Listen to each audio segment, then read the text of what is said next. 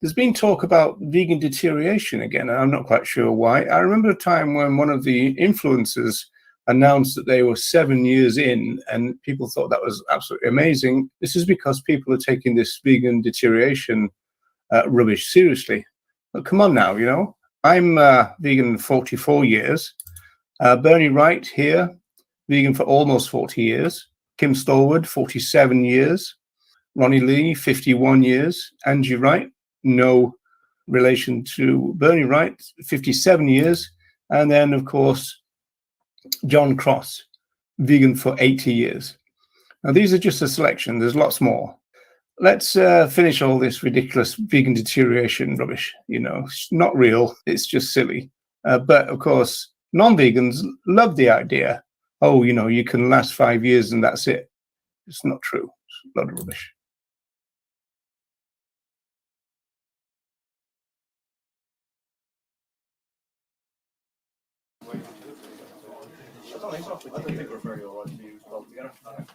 All right. Okay, that's quite right. Here.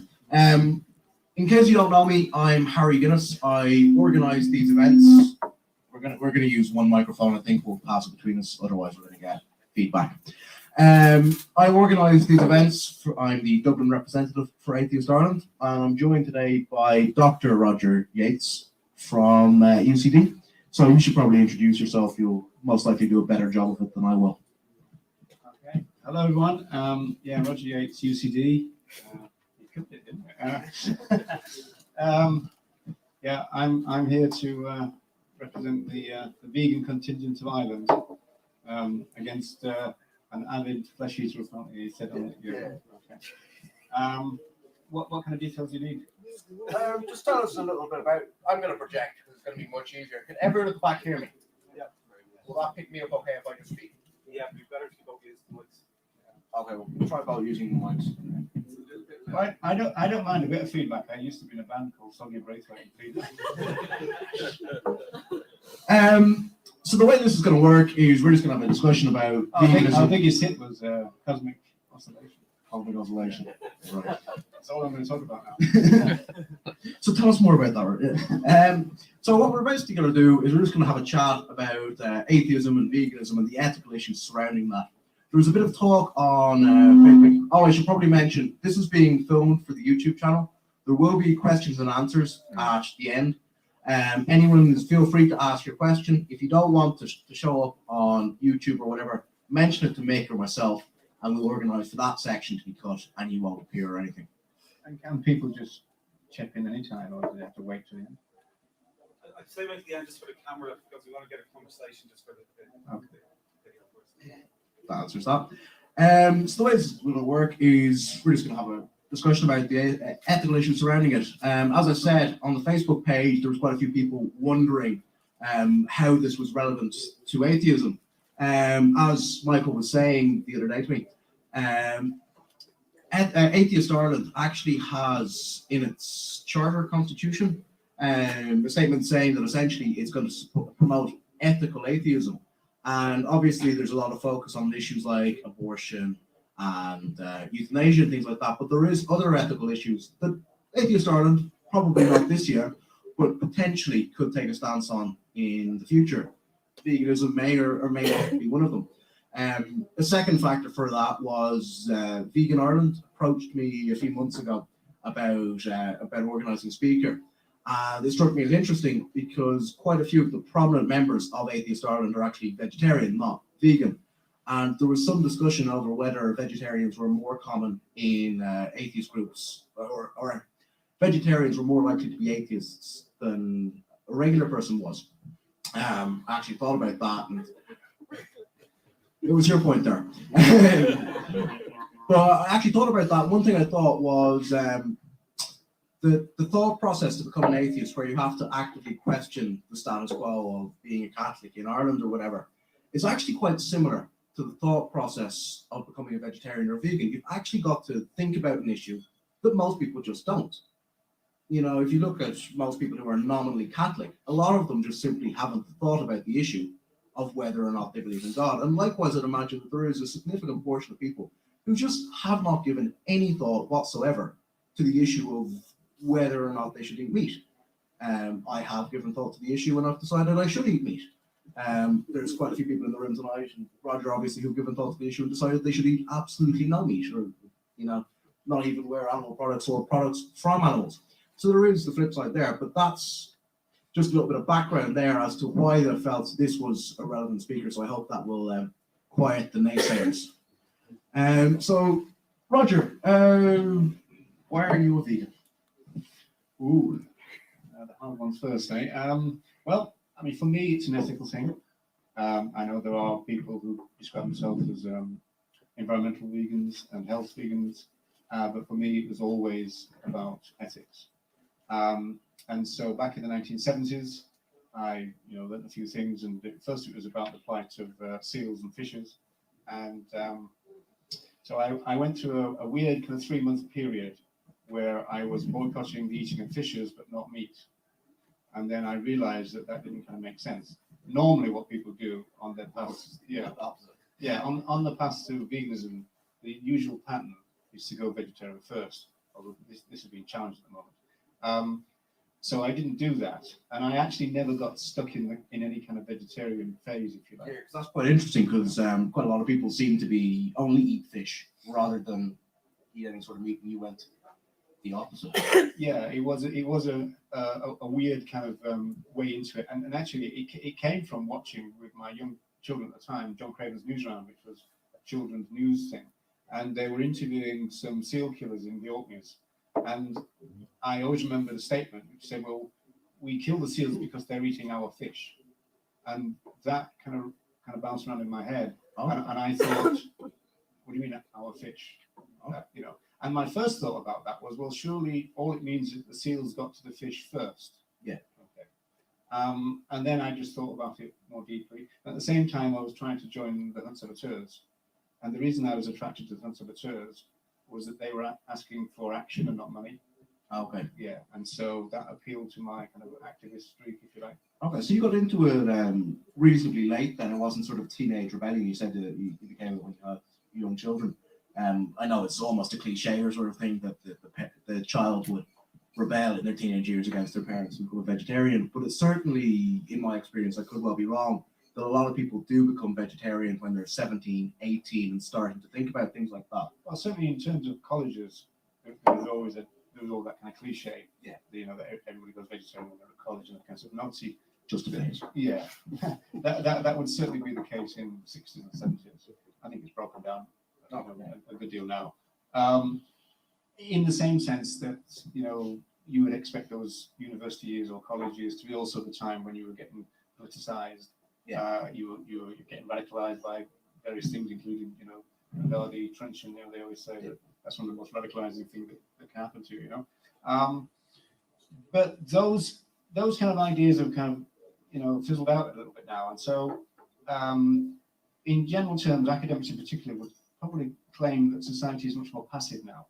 Okay. And there's kind of been forces of kind of pacification, which are quite complex.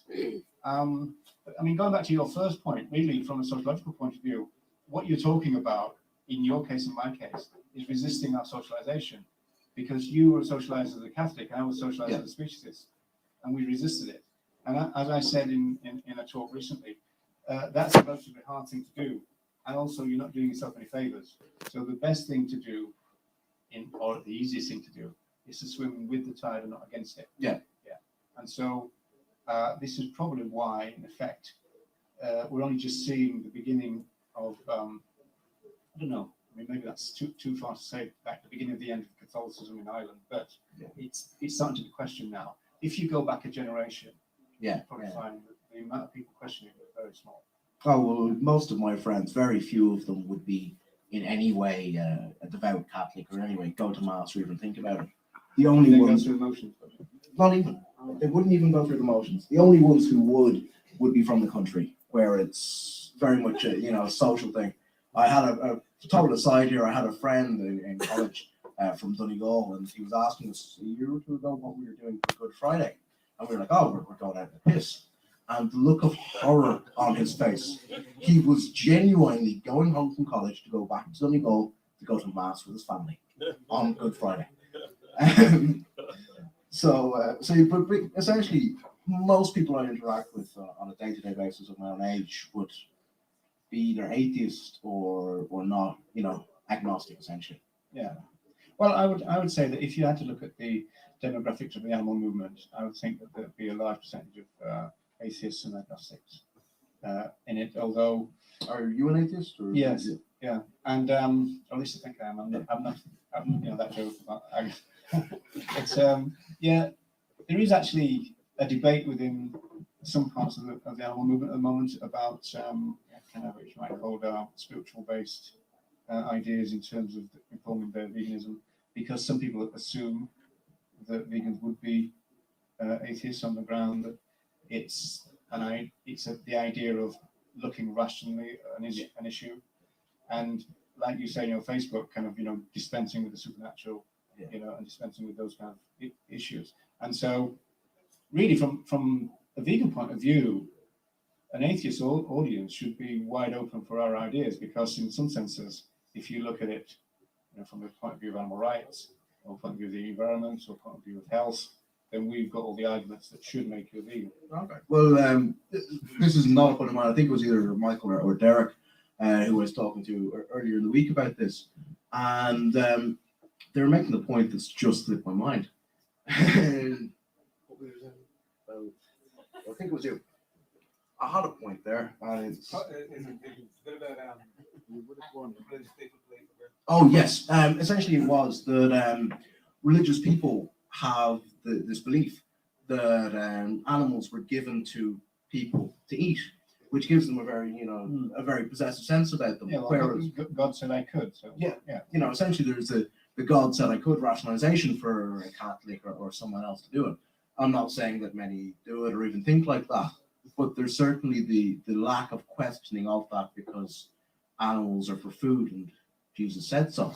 Well, actually, often that comes out in joke form, and quite often one of the if somebody sees a vegan story or even a vegetarian story in the press, you'll often get comments like, well, if we weren't meant to eat animals, then why did God make them out of meat? Which every meat thinks is an hilarious joke, ignoring the fact that we're also animals and we're also made out of meat as well. But that tends to be kind of tapping into a religious view on some level, or a religious argument on some level. What I found over the years, that usually the rationalizations of either Christians or meat eaters tend to be rather shallow, and so when you start to scratch it, you usually find there's nothing much there.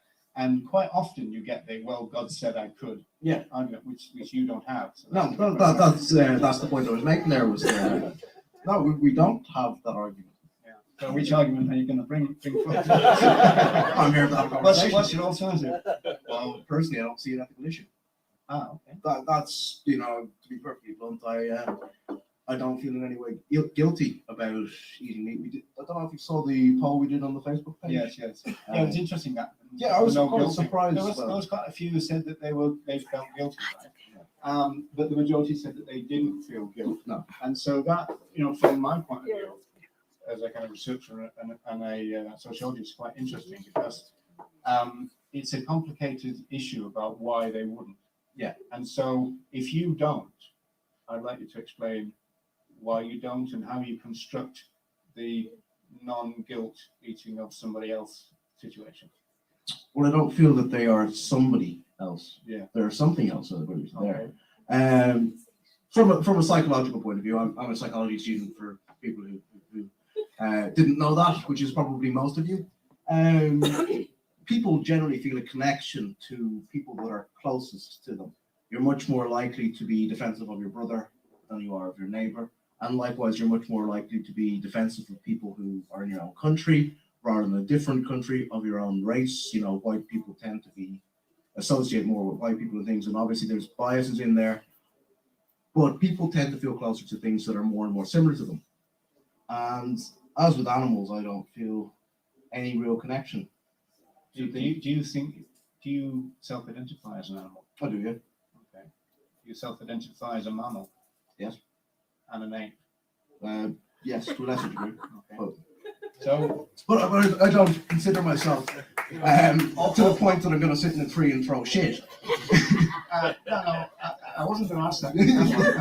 I usually reserve that for later in the evening, but no, I mean, in terms of your saying, well, you feel a disconnect, Yes. and now you've just explained that you don't. So Well, I do. I feel that while I am a member of that, I'm So separate. it's kind of concentric circles with you. So it's kind Yes. of yourself, your family, Yeah. your community, your nation. Yeah. Yeah. See, I mean, from my point of view, I think that if people took, like in sociology now, the big deal is globalization. If people took seriously the idea that we are living in a global village, then that would be much better for the human beings living on the planet. If we actually thought that everybody else was fellow villagers, as it were, because that would mean then that you wouldn't have 30,000 children dying of starvation-related issues, every single day, including on 9/11, which is the kind of controversial point to make about that. But the point is, every single day we allow that. Yes. Okay.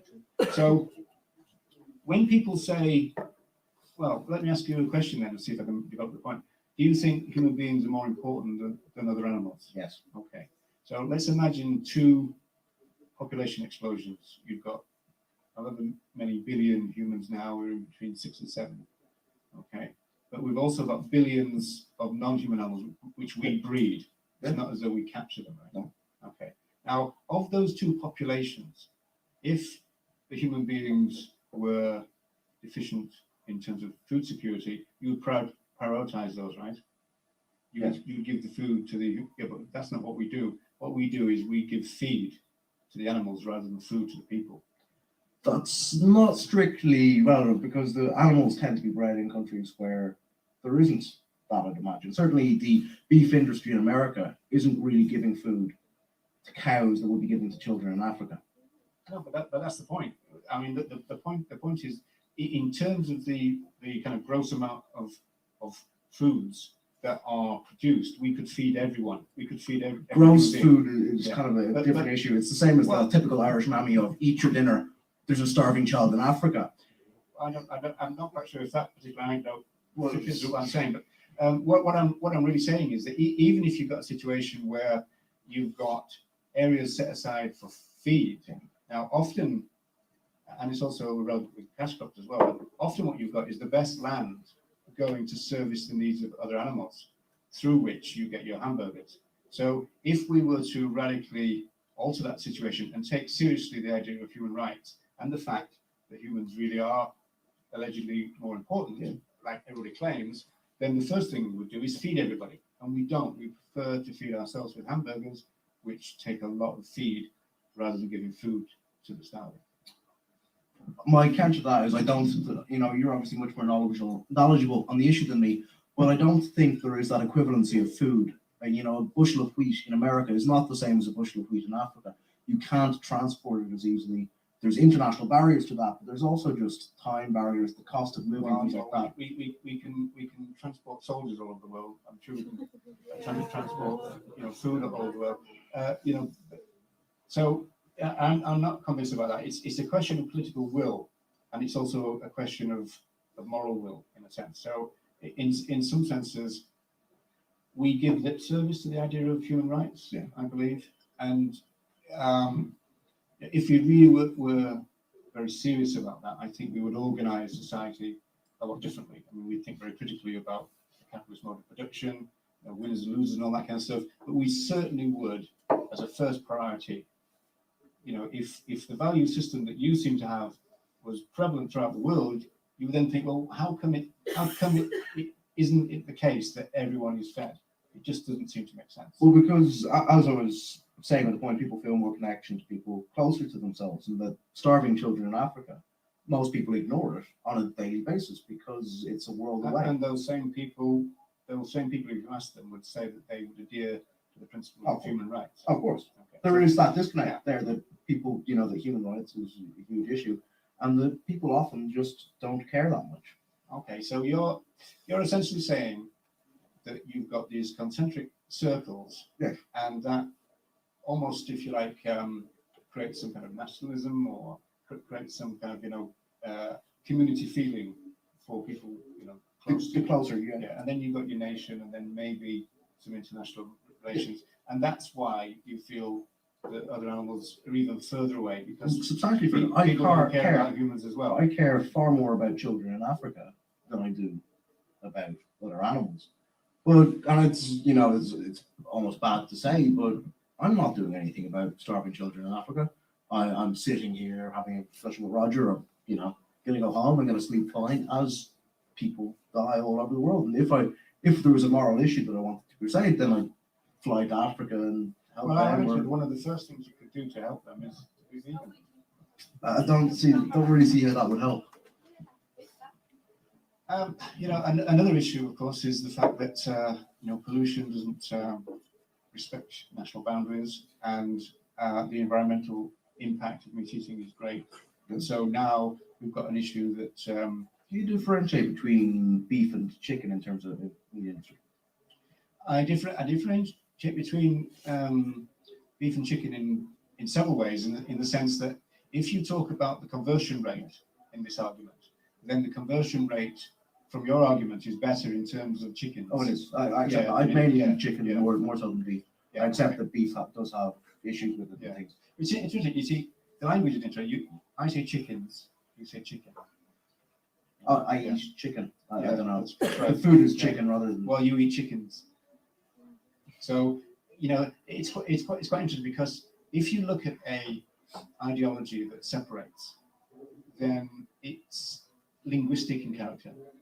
So speciesists will often. I mean, you already describe other animals as things. So if you're describing the behavior of a dog, you might be saying it, or a cow, it, right, rather than she or he. Well, if I couldn't identify the gender, I probably would use he or she. Yeah. Okay. So often part of the prejudice, but also the ideological social construct, is built into the language as well, which some people are trying to kind of, in the same way as feminists try to challenge patriarchal language, and the famous case there would be kind of history became his story and that kind of stuff. Yeah. So there are people, and Joan Denaya in particular, an animal rights theorist, trying to challenge linguistically what we do to the animals, which is to lessen their moral status by calling them it, and that it pushes them away and creates that very social distance that you're claiming you rely on in order to eat them.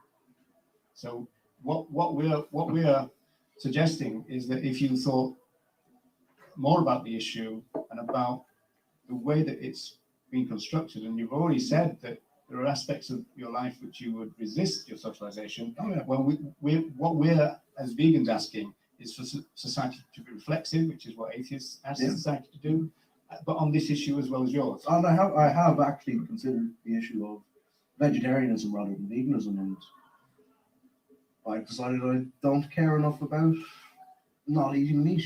I eat meat most meals. Some of you may notice I'm a little bigger than Roger. I draw arm wrestle if you want. I train about 8 times a day, not 8 times a day, 8 times a week, in between weight training and other training and things like that. So I'm on a very high protein diet. I'd be eating about 100 grams of protein every day, which is 2 chicken breasts at 2 meals, as well as getting it, from grains and things like that. But you also get it. And so one point I actually wanted to discuss with you is how could someone like that, or like me, who trains as much as me, it becomes very, very difficult to maintain a vegetarian diet. Now, there is marathon runners and things like that who have done it. No, there's lots of vegan weightlifters and bodybuilders now. And in fact, some of the best, there's a lot of myths about, you get this, that, and the other from animal sources. When you actually check it out, the better sources of all of those things tend to be plant-based. And so, For example? Well, just in terms of just about anything you like. I mean, obviously, in terms of veganism, there are issues about certain things like vitamin B12 and those kind of issues, right? But okay, like that. Okay, so those are issues. But in terms of the fundamental nutritional requirements, then the vegan diet is adequate, and throughout all the ages of life, and we've got dietetic associations all around the world stating that. So veganism is not a problem nutritionally. it's a problem socially. And we're going back to your point, there are, as you said, there are lots of the the kind of endurance kind of sports people who are vegans, running up and down mountains and all that. They tend to be a lot of vegans, triathlons, that kind of thing. But there are quite a lot now of vegan bodybuilders, and it's quite easy to Google it, and you'll find them. I mean, one guy, I think he's called Robert Creek, who's a big name within it. But I mean, the vegan bodybuilders now are winning prizes and stuff, so it's not like, no, because it is very, very difficult to get the ease of access.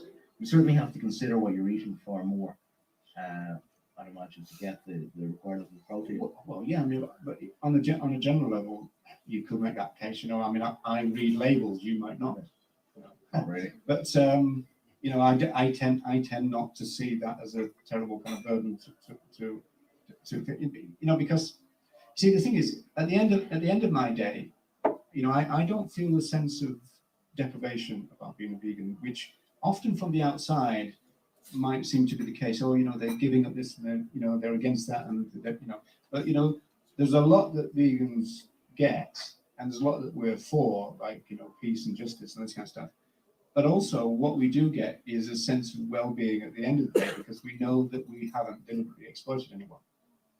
Okay, I still find it very interesting that you refer to animals as any one thing. That's something that usually would be reserved for. Well, if you look at legal categories, there are two legal categories, and other animals actually are in an interesting position because you've got persons and things. Now, that's the legal construct. Now, sometimes corporations are placed into the persons side of it. So it's not as a, so we're not equating persons with people. Okay, so you could have a legal person who is not human. So so you could have that. It's feasible. I think it was Mitt Romney who recently said something along the effect of corporations are people too. Well, I'm not going to cite. no, but it's just yeah. So in those terms, and there's a great animal rights philosopher called Tom Reagan, and he says that other animals are some bodies and not some things. In other words, he says that they're subjects of a life. What that means is that they've got a psychological life, they've got a physical life, which matters to them. What happens to them matters to them because they're aware. Now, there are lots of arguments about self-awareness at the moment, but it's quite interesting that there's a new academic discipline called cognitive ethology, which is showing, because in recent years we've started to research other animals, not as exploiters of them. We know a lot about how to exploit them and how to use them. We're now starting to look at them in terms of their abilities and capacities, and we're finding things which are astounding us, like proto-morality. There's case after case now where other animals have saved other animals, and not ironically, going back to your first point really, not even of their own species. So you've got a lot of other animals who will rescue, animals of other species. And so this discipline is teaching us that there's a lot more going on in non-humans than we previously thought, or from an exploiter's point of view, if you like, to use that language, more than we want to think. Because obviously the first thing that someone does who wants to exploit another is to reduce them in status. Okay. When you start to learn about their capacities, then you get a situation where you might have to reconsider. You touched on something in there. You mentioned awareness and self-awareness and things. And just before we move on too far past that, is awareness the key issue for you in terms of eating meat? Is it that they are aware on their own? Well, I mean, that goes back to something that's been bouncing around Facebook today, which is a Jeremy Bentham quote, which is, it doesn't matter if they can't speak or they can't reason, it's can they suffer? Okay. And so that fed into, somebody mentioned on Facebook that probably Peter Singer would be mentioned today, and it's likely, but Peter Singer is not an animal rights advocate, he's a utilitarian philosopher.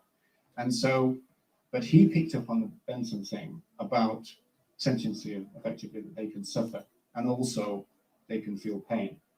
And also the law reflects that. So animal welfare law says that you can't do things to them which are very negative. You can't you can't do things like terrorize them. Yeah. So it recognizes the fact that other animals can be in a state of terror. So animal welfare law is quite interesting in that sense. It's kind of on that level, it's quite advanced. Then you've got newer ideas from Reagan in the shape of Danae, I mentioned, and Gary Francione, and a few other philosophers who have gone back to Singer's idea of sentiency, but constructed a rights-based argument on that.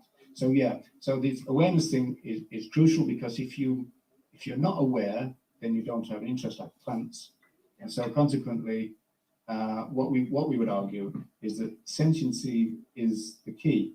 And there is another philosopher called Richard Ryder, and he says that we can make sense. Everybody in this room should be able to make sense of a moral category called the sentient. In other words, there's something about being sentient that's important. And if you look in terms of human rights, then you would immediately start thinking about the right not to be tortured, a negative right.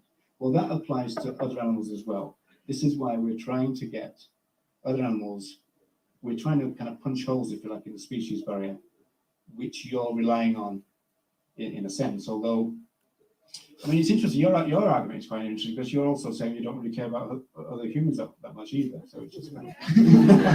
I will make the point that if it came to a situation where in order to survive, I would have to eat human meat, I probably would, if it was a plane crash or similar. Well, I doubt I'd kill someone to do it. I think that would be a line too far. But certainly, what's the film where it happened? Argentinian. Yeah, the Argentinian, certainly where they apparently alive. Yeah, apparently tastes like chicken.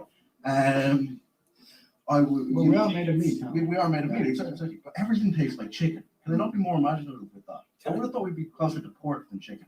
Would you? Well, you might be. You're probably just like a chicken drumstick or something. I'm a bit stringy at this stage. Actually, there is a film on YouTube which is aliens sat in a cafe, and one was kind of reporting to the like Mork and Mindy type situation, and he said, what's the score? And he said, well, they're made out of meat. And he goes, what do you mean? And these humans, they're made out of meat. That's essentially what we are. I don't think he tasted them, in terms of that. But yeah, it is a cliche that we do both taste of chickens. Everything tastes of chicken. So the processing. Yeah, so we're discussing about the awareness Yes. being issue. So I did a bit of research for this, obviously, but a thing that had come up before, not that much. I'm very busy recently. I saw it a while back, and I found the article again today. It was in the Huffington Post, and it was an architecture student in the UK. I'm sure you came across it, who, for an arts project, essentially, in order to challenge assumptions and things like that, created a design whereby you would sever a chicken's frontal cortex, essentially at birth, and then plug it into a matrix-like machine, where it's fed. And there's enough of the brainstem left that it's kept alive. It's able to have its bodily functions. It's able to grow. It's able to do that. But anything that makes it a chicken, or aware that it's a chicken, or anything like that, is totally severed. It's literally brain dead. And then, rather than growing battery chickens, where they do indeed suffer and things like that, by severing it at birth when they are essentially too young. Yeah. Well, actually. Okay. There have been people working on that kind of thing, and often the tabloid press will call it Frankenstein food. Yeah. Right? But people have been working on that for a long time. I remember from the 80s, there used to be in Cambridge, there was a laboratory called Babraham, and they were doing experiments to kind of create a legless, featherless chicken, which effectively was almost like a square block of meat, really. So there's been a lot of that. And of course now, the kind of modern version of that is these moves to bring about, the Petri dish meat, the laboratory meat, And so there was a very interesting discussion about that from somebody within the animal movement who was for it, and somebody in the animal movement was against this idea, on a blog, and it's called The Vegan Option. It's really well worth listening to, because at the moment, because it's an experimental stage, then they are using things like stem cells. There is a suggestion that we'll get to a stage where you can create meat, which has got no animal component, even historically. And also, it's interesting. I mean, I personally would eat laboratory meat if it was from a human donor. I wouldn't see a problem with that. All right. You know, I mean, ironically, a religious person might. Yeah. But we probably wouldn't. I mean, so it is the ability to suffer the awareness and the fact that for me, other animals are someone else. And just as somebody said recently, when you're dealing with eating meat or using other animals, someone else is involved. And that's what makes it a moral issue for me. Okay. So you'd have less issue with the chickens with their frontal cortex cut off then? Well, obviously that in itself is an experiment, so that is a vivisection argument. So yes, I would, but in terms of the resulting being, as a non-suffering person, some people have been talking within our movement about whether it would be morally acceptable, for example, to eat roadkill.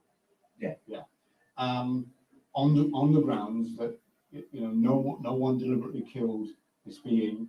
I think it's some sects of Buddhism that it's forbidden to slaughter meat, but eating meat itself isn't. So they would drive animals off cliffs because then God killed them, not them. I think you might have to look at intent. Yeah. The broken argument. Oh, look at cats. Dinner. Right. But, not quite sure where I can go with that. But what was the opinion then? What was the sort of the stance on that? Well, it gets around some of the ethical issues, but it doesn't resolve the social movement issue. Yeah. And so if you look at the definition of veganism, it's that vegans don't use and consume animal products. Yeah. Okay. And other definitions are that vegans don't want to exploit or be cruel or cause suffering, that kind of stuff. Now, so it deals with that element of it. Yeah. In the same way as it would if you were to suddenly go around the corner and you think, dead human body, hamburgers, you might. Right? And so it's nice to see you already have such a low opinion. Yeah. It normally takes 2 weeks of knowing me to get to that stage. I'm just feeding off your Hopefully not feeding off me just yet.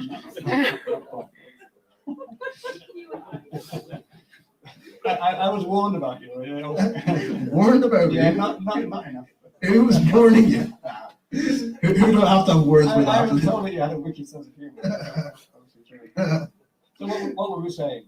It must have been something serious, obviously. Clearly. Just to do with the awareness issue and the... Yeah, so to go back to that, in terms of the social movement, obviously, if you like, something that was rather mocked actually, but if you like, the spirit of veganism is not moving towards trying to work out in what circumstances vegans can eat meat.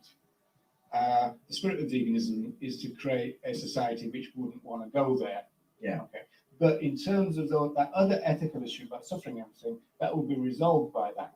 And the same, or less so, I think, would be your chicken example, because obviously you've got a very invasive situation at the beginning, which we would probably class as an example of vivisection. Well, I personally prefer chicken like that than I would battery chicken or whatever, simply because I'm not utterly heartless. I do think that the meat I eat should suffer as little as possible. Now, there is obviously a very hard surface on that limit, since I'm killing them or having them killed and then eating them. So there's only a slight limit to what the suffering can be defined as. But I certainly would rather they weren't tortured while they were alive. What about other types of uses? There's been an interesting discussion online recently in a petition at the moment. There's a new film, a new documentary, and I think it's called Donkey Love. And it's about Colombian men who have sex with donkeys. So this takes it into issues like bestiality, as it's traditionally called, or the sexual exploitation of other animals, this kind of stuff.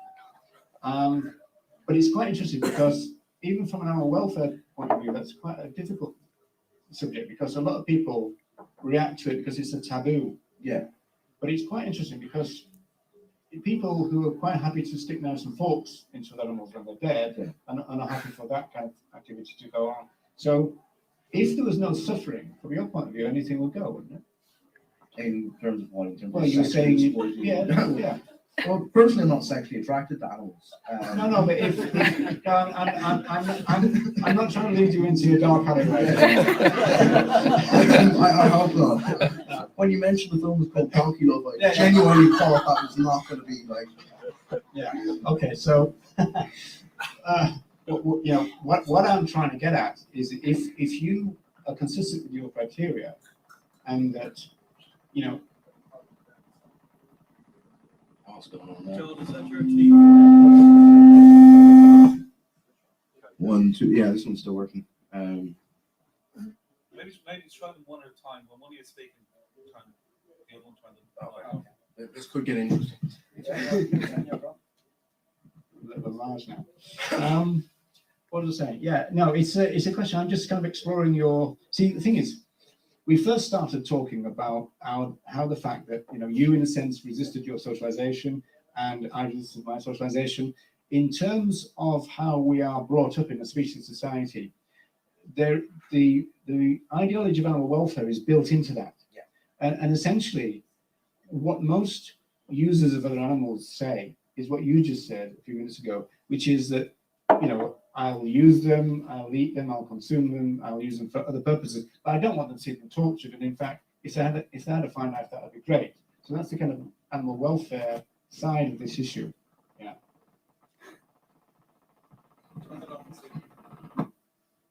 Okay, so I think it's just your mic that the issue is with. It's that alien. Well, this gives me a massive advantage for the closing 2 minutes of this. Yes, Roger, I totally agree you should eat meat. I ripped that. Yeah, so back to your bestiality point, which I didn't think was coming up, so I didn't study it. Yeah, to me, the issue isn't so much the abuse of the animals there. It's what's going on in the person's head who would do that. In the same way that some people are attracted to animals, some people are attracted to children, and it's undeniable that there is something non-normal in their psychology. I should know how to pronounce that. I'm studying it. In their psychology that's letting them do that. So I don't think there's really an animal welfare argument there, because for someone to be sexually attracted to a donkey is yes, odd. If I may. In terms of their argument, this is a cultural phenomenon which is entirely rational, in the sense that, well, first of all, there's a medical belief that it makes the male penis bigger, but also it's a very Catholic country, and so that means that you got a lot of frustrated guys, and the idea is, so the medical profession would actually recommend that men do this. Okay, and in the sense, it would be one of the rationales would be that it would cut down the amount of sexualized abuse of women.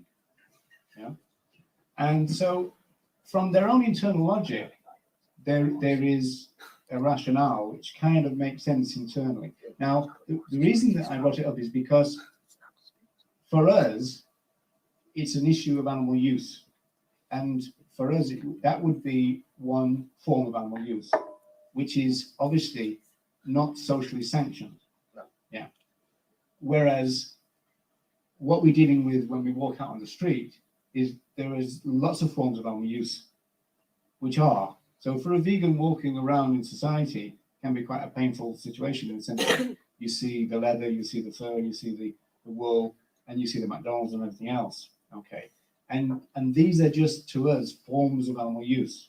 Yeah. So I was just trying to tease out, how you would construct a barrier between those forms of use, if it met the criteria of animal welfare. That's what I was trying to get at. Well, yeah, as I said, it's not so much an issue of animal suffering for me. It's more of a, what the hell is that person doing? you know, I'd be much more interested in. But in theory, if you were brought up in that kind of society, then and you were socialized into that kind of society, you'd probably be okay about it, so long as the welfare. Yeah. Stephen's just waving his hand back there. Yeah, when in terms of using an animal. If we're going to questions. Okay, well, I think we've been at this for 45 minutes, so I think, yeah, I think we'll weave some questions in with this. I have a problem over simply overcoming problems by chopping parts off of our animals, and whether it's debeaking or tail docking or dehorning or desnooding in turkeys, it's a very crude solution to a problem.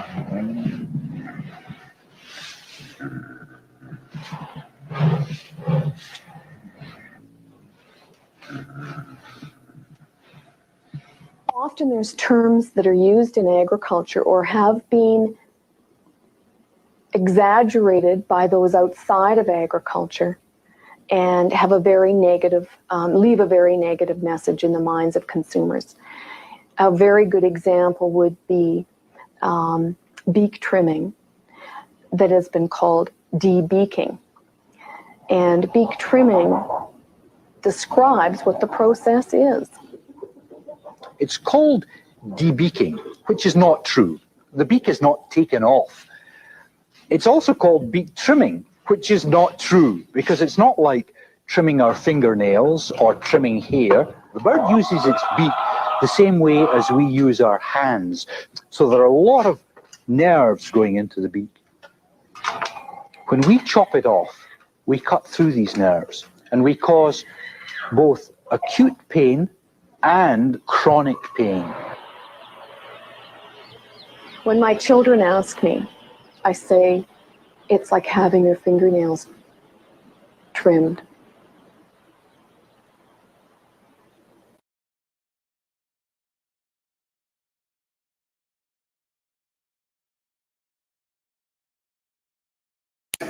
Donald Watson spoke eloquently in 1944 of and about vegan pioneers. Donald Watson, il a parlé de beaucoup d'éloquence en 1944 des pionniers véganes. He said that the members of the newly formed vegan society were filled with the spirit of pioneers. Il a dit que les membres de cette nouvelle société végane étaient vraiment remplis avec cet esprit pionnier. Now, what we know about social movements is that all social movements have a problem with their members burning out. In other words, they drop out of the movement, and often due to frustration, often due to the frustration that social change tends to slow. Dans tous les mouvements sociaux, il y a ce problème que les gens qui sont actifs, les gens qui œuvrent se fatiguent. Ils se fatiguent, ils arrêtent de lutter et en général c'est parce qu'ils sont frustrés. Ils sont frustrés parce que le changement est lent et ils perdent un peu le courage. This was a major problem for me when I was younger. I wanted things now, yesterday. Unless we expect a vegan revolution, we do accept that change will be slow and also incremental. Alors moi je disais quand il était plus jeune, justement, il voulait que ça se passe tout, et même il voulait que ça soit fait déjà hier. Donc c'est important de dire que si on veut vraiment que les choses changent en révolution végane, les changements qu'on va voir vont être très lents et par étapes. So we need to take a historical view about that as well. In other words, 1944 historically is just a blink of an eye away. So Donald Watson was talking about pioneers, but we also are still vegan pioneers. On a besoin de prendre un point de vue historique sur tout ce qui se passe, parce que sur le plan histoire, 1944, c'est tout près, c'est pas très loin. Et Donald Watson, il a parlé des pionniers, mais en réalité, c'est nous qui sommes dans cette période, cette ère des pionniers. Et so essentially, historically, the movement for veganism has just begun. We are still the vegan pioneers. It's certainly in terms of burnout far too early to quit now. Le mouvement du véganisme vient tout juste de commencer et c'est certainement bien trop tôt pour arrêter. Comme pionniers, c'est notre responsabilité d'utiliser notre cause comme ceux qui nous vont suivre.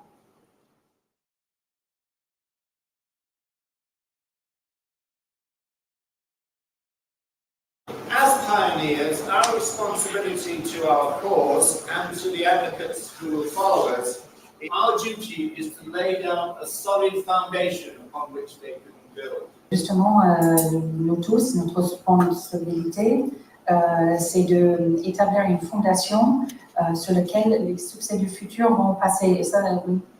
The better we do our pioneering job, the better we lay down our foundation, the stronger it will be, which means that those who follow us will have less work to do. Donc justement, le travail pour faire la fondation du mouvement a besoin d'être bien fait. Et comme ça va faciliter pour les gens qui nous suivent, parce qu'il y en aura. Essentially, we're involved in a numbers game, although the actual numbers are unknown.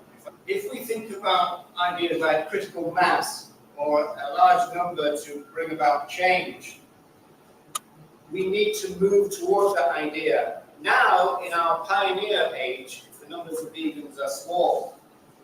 À la fin, c'est une histoire de nombre, et c'est en réalité, on ne sait pas combien de personnes ils sont. Et il y a un moment donné, il y a un moment où les choses changeraient. C'est comme un tipping point. C'est le point où les choses, on va voir massivement les gens arriver. So even though the numbers are small, things are getting easier and easier for vegans. Certainly more easy now to be vegan than when I became vegan in 1979. Ce qu'on peut dire, c'est que les choses, même s'il n'y a pas énormément de véganes, les choses sont de plus en plus faciles maintenant à cause du travail, et ça va continuer comme ça. Once we get to a vegan population of say 5%, then essentially it means getting the next 5% will be all that much easier, and on it will go. D'abord, après le premier 5%, le prochain 5% va être plus facile pour le premier 5%, et ça continuerait à devenir plus facile. My message to end with really is that we are all Donald Watson, so hello Donald. Really, we need to get on with this foundational work. We need to build our foundation, and we need to begin the other task of brightening up the population to this newfangled idea of these. Alors, pour dire qu'on est tous des Donald, justement, et là, on a la tâche tout de suite, il y a deux choses. Un, construire la fondation et aider la population à mûrir dans l'idée de qu'est-ce que c'est le véganisme.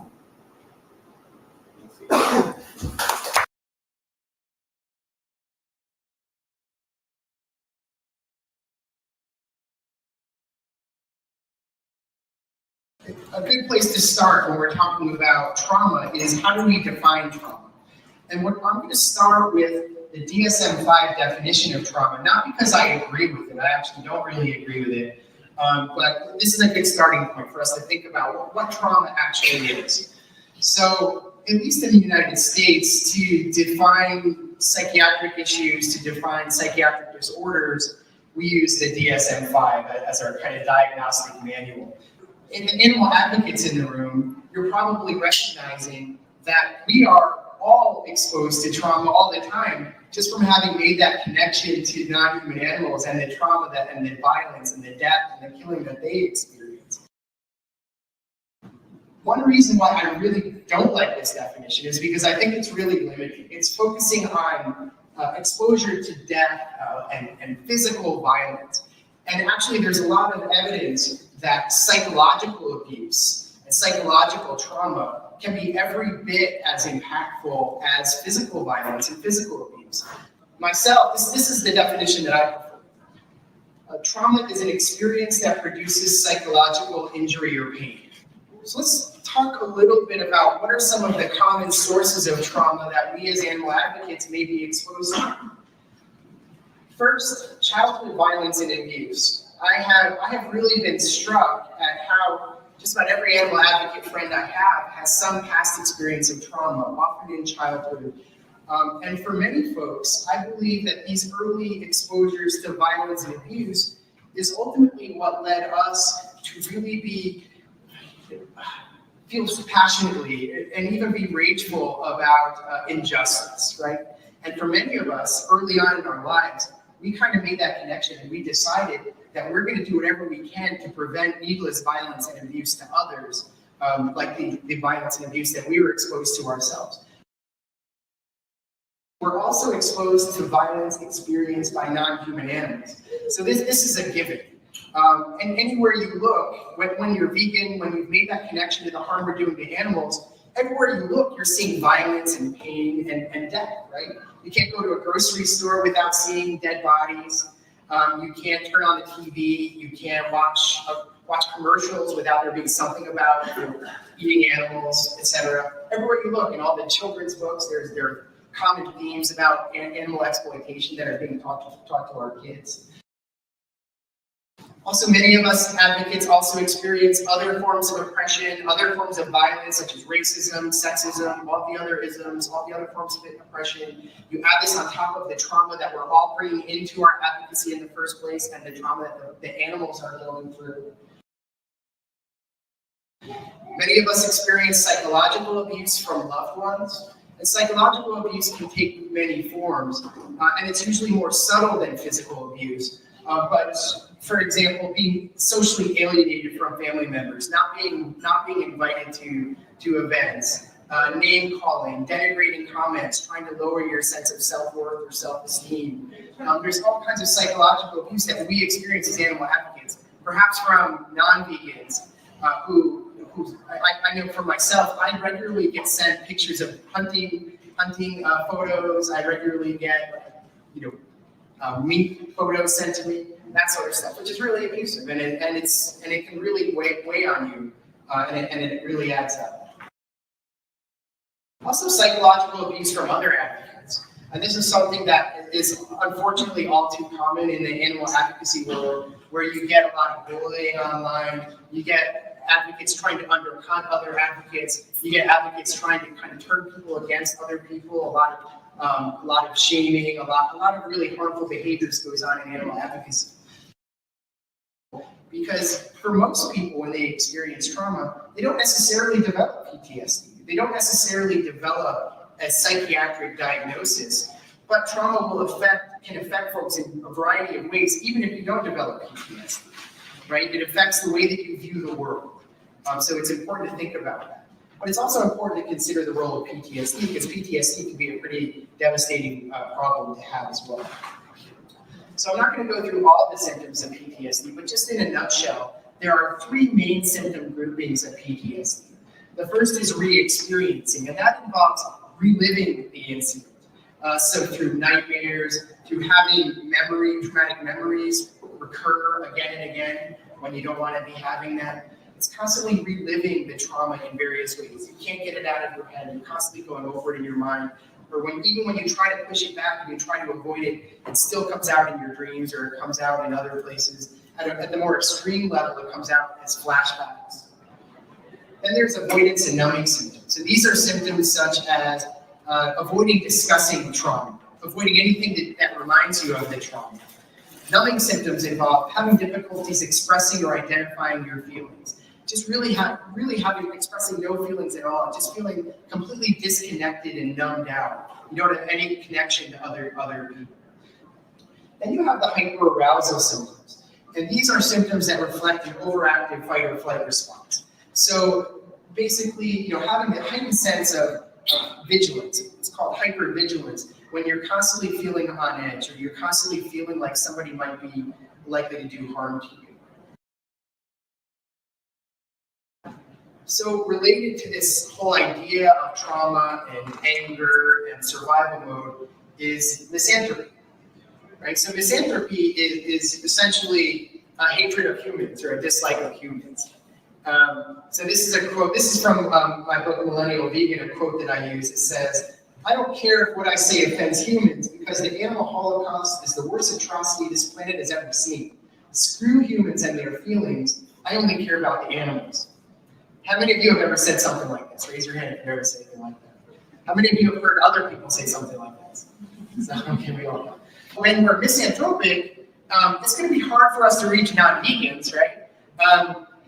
Like you get a non-vegan who, eats cheese, and you'd be like, well, you're like killing baby cows and you're raping their moms. Like, you might as well just go and kill yourself, right? Like, how is that going to get that person any closer to going vegan, right? So it can be harmful to our advocacy in various ways, because if we want to be effective advocates, we have to find something to connect with that other person to help bring them along in terms of changing their behavior. It also doesn't bring movements together. It doesn't bring in other social justice movements. When we say, I don't care about your problem, I don't care about your oppression, I don't care about the injustice you experience, I only care about non-human animals. Basically, we're telling like large groups of people, I don't care about you, I don't want to join with you, and I'm also, by the way, I'm a hypocrite, because I claim to care about social justice, but I only care about this one little component of social justice. Well, it's not little, I only care about the one aspect of social justice and not others. It's also not good for us, right? When we're carrying around all that anger, when we're carrying around these kinds of thoughts, it's going to lead to a lot of other problems. And I'll talk about that. Actually, I'll talk about that now. It can contribute to depression. And I think having that misanthropic point of view, it really, to me, is kind of a depressogenic way of thinking, right? So you definitely have negative views of the world, right? People are terrible. Negative views of self. So when we're exposed to trauma, we often, like I talked about, we often have self-esteem problems. So thoughts such as I'm worthless. And negative views of the future, often when we're exposed to a lot of trauma, we feel like things will never change. So a lot of animal advocates I know say these very things. They really, have low self-esteem. They have negative views of the world, negative views of the future. And that's really a recipe for major depression. First, we need to speak out and reach out to others. We need to make sure that we are not afraid to express our feelings. Obviously, it's a recipe for depression, for anger, for PTSD, when we hold in our feelings, when we avoid talking about what's going on with us. That's a main contributor to all of the problems that I just described, all the psychiatric problems that are related to trauma. We have to talk about our feelings to others in any way that we possibly can. We also need to label violence and abuse. We need to be aware of violence and abuse when it's happening. So, for example, psychological abuse. When somebody's being abusive to you, it's really helpful for you to recognize, this is abusive, this is not okay, and I'm not going to let you do this, right? So we have to know what abuse looks like and recognize violence and abuse so we can do something about it and minimize our exposure to it. We need to seek out others to talk to. As animal advocates, I think it's really critical that we talk to other animal advocates about what we're exposed to, what we're doing, what our struggles are. I know I have one or two other advocates I try to talk to once a week if I can, and that's really important. Just like we as clinical psychologists know the importance of talking to our co-therapists about our groups. It's the same thing, because we don't want to develop vicarious traumatization. We don't want to develop problems just from hearing story after story of violence and abuse. Refuse to be silenced by others. There's a whole lot of people that would love all of us just to shut the heck up, right? Probably many of our loved ones, a whole lot of people online, I've run across many of them, would love us to be quiet about, to stop speaking about the trauma that non-human animals are experiencing. And some would like us to stop talking about our own trauma reactions as well. We have to really be careful not to silence ourselves. Yeah, I was just curious, in the vegan community, I've come across a lot of people that watch graphic footage to kind of inspire themselves and motivate themselves. And I'm just wondering if you think that could have long-term effects, or if you think that might work for some people, and I guess what your recommendations would be. So I can ask that question a fair amount. And again, that's one of those things that's different for everybody. But I think the important thing is that you maintain awareness of how it's impacting. So some people can view that stuff and they feel inspired from it, right? But others don't feel that way. And it's almost like they force themselves to watch it. They feel like they, as a vegan, as an animal advocate, everybody should watch Earthlings, right? Everybody should watch it. But you don't have to. If you're vegan, you don't have to do that. And most vegans I know, most animal advocates don't do that. I mean, why put yourself through that? I don't need to see I don't need to see footage of what happens to an animal to know what happens. I've seen it before. All I really need to see is, I need to see it once, I guess, and then never again.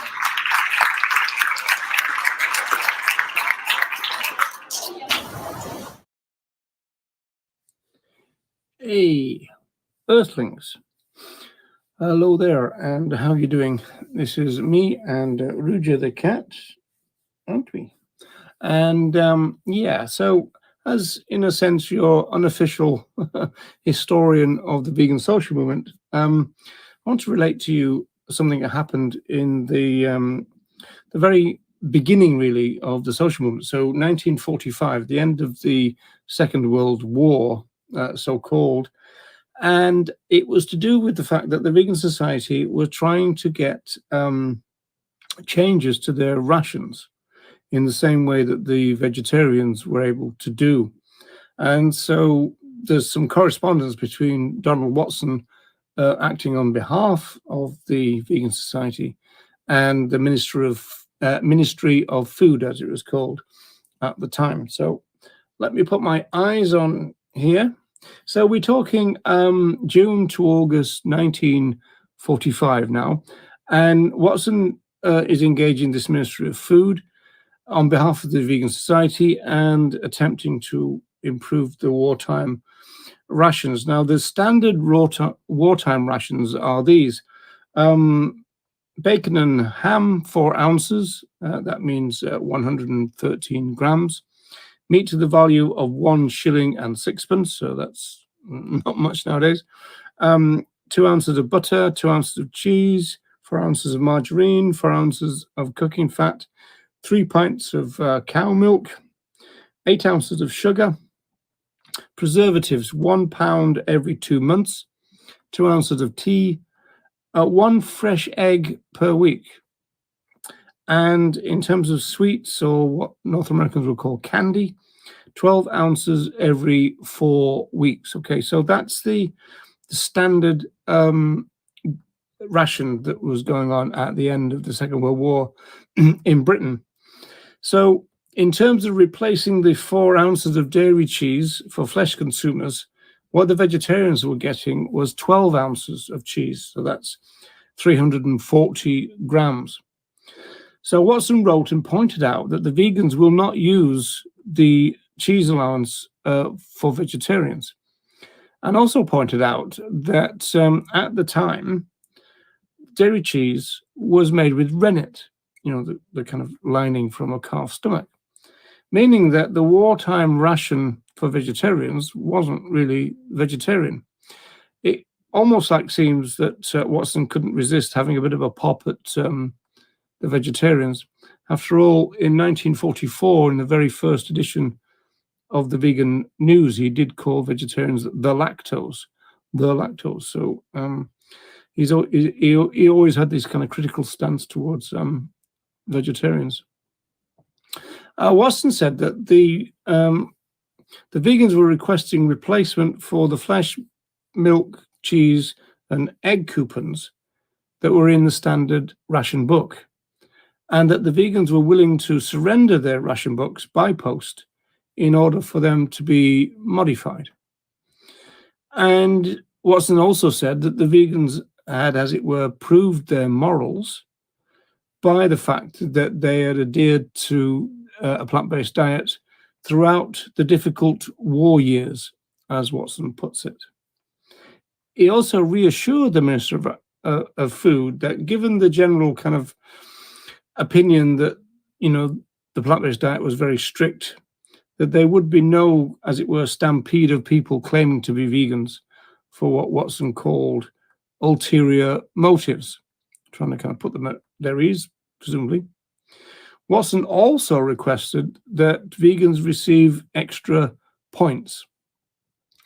Now, the point system in terms of rationing is a bit complicated, but basically, it basically means that you had to build up points in order to get desired items, and those desired items were kind of quite limited, and so that's why the point system was in operation. Watson was saying that if the vegans were given extra points, then that means that they could purchase protein-rich lentils, for example, and also tins of beans. So by the end of June, a B not of the Food Ministry replied and basically flat out said no to what the vegans were suggesting. Not said that the ministry's medical and scientific advisors believe that the vegans just couldn't get adequate nutrition from a plant-based diet. There were no scientific or nutritional reasons, he said, to agree to the vegans' request, even if the vegans were prepared to give up their coupons, which were the coupons for flesh, milk, cheese, and eggs. Watson replied on the 3rd of July, and he hardly concealed his contempt for the ministry's medical and scientific advisors. He pointed out, for example, that the Vegan Society Committee strongly disputed the position held by the government's advisors that they couldn't get adequate nutrition. Watson also pointed out, and in no uncertain terms, unless there be any misunderstanding here, that the vegans were not using these coupons for products derived from other animals, because it seemed that the ministry was assuming that the vegans were eating these products on the grounds that they weren't being replaced. And Watson wanted to make sure that that wasn't, they knew that that wasn't the case. Watson claimed that it wasn't the case, that the vegans were prepared to give up these rations, but they were already not using them on the grounds of moral principle, he said, and would further not use them even if their request was rejected. Watson argued that clearly in this case, British subjects were being penalised and asked that a deputation from the Vegan Society be allowed to interview the food minister.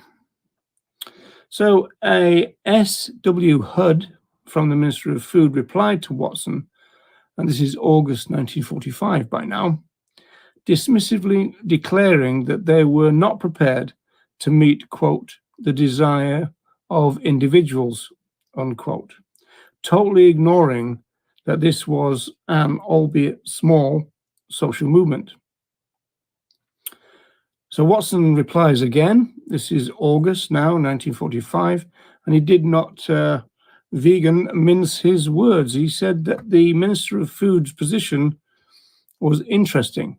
He was being a bit sarcastic at this stage, saying that there was no nutritional or scientific grounds to replace the products derived from other animals surely means then that such products are not necessary in the first place, Watson says. Watson declared that clearly, due to their few numbers, the vegans were being discriminated against compared with flesh consumers and compared with vegetarians. He said that in accordance to what's been already said, quote, members of the Vegan Society will continue to abstain from all products of animals' bodies and, on the grounds of conscience, will not exchange their rations, unquote.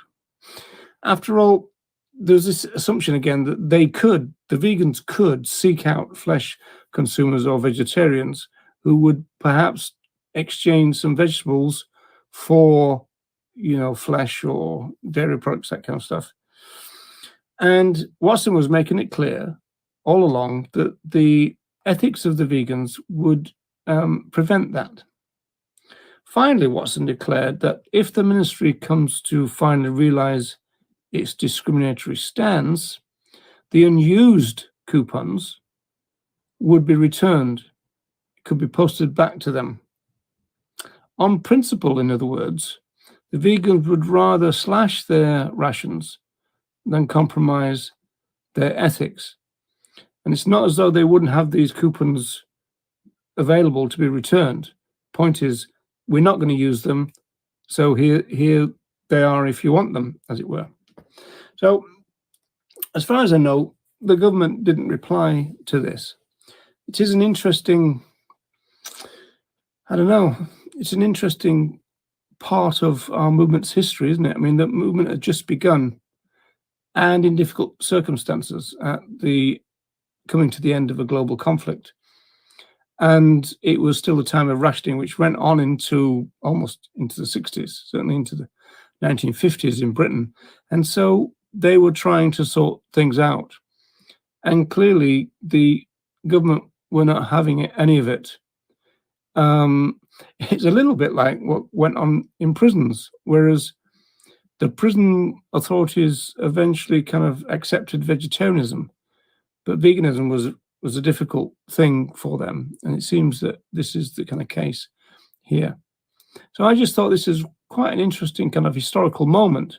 Right at the start of our social movement, they were in conflict because they were just trying to get adequate amounts of food, and the government weren't having it. And to their credit, they stood by their principles and said, okay, if you're not going to give it to us, you know, so be it. But if you want the coupons back, the ones that you're assuming we're using but we're not, you can have them. So good for the vegan pioneers, I think. So, yeah. A lesson from history, perhaps. If, you know, maybe if you hear modern day vegans complaining that there's only 5, you know, types of soy milk in a supermarket, this might be a good video to show them. Okay, Earthlings, I'll see you again.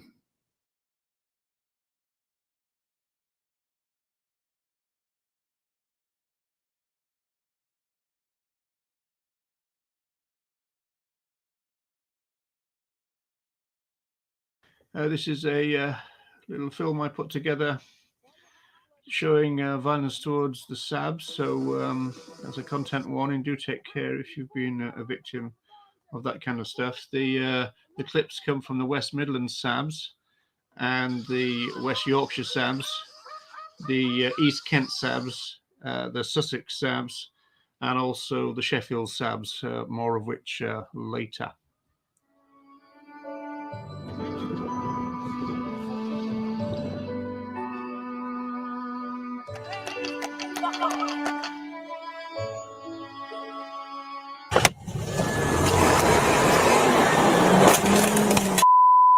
Hi, I need the police urgently. Well, a tractor is just smashing into my car and driving me off the road. It's still doing it. It's still doing it. It's still doing it.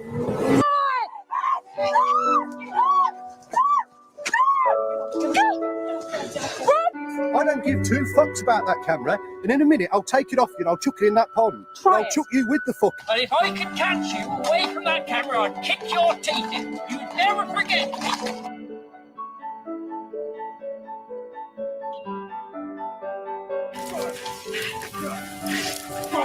So you don't think this matters then? What? No, it doesn't matter. It's illegal, isn't it? A lot of things are illegal.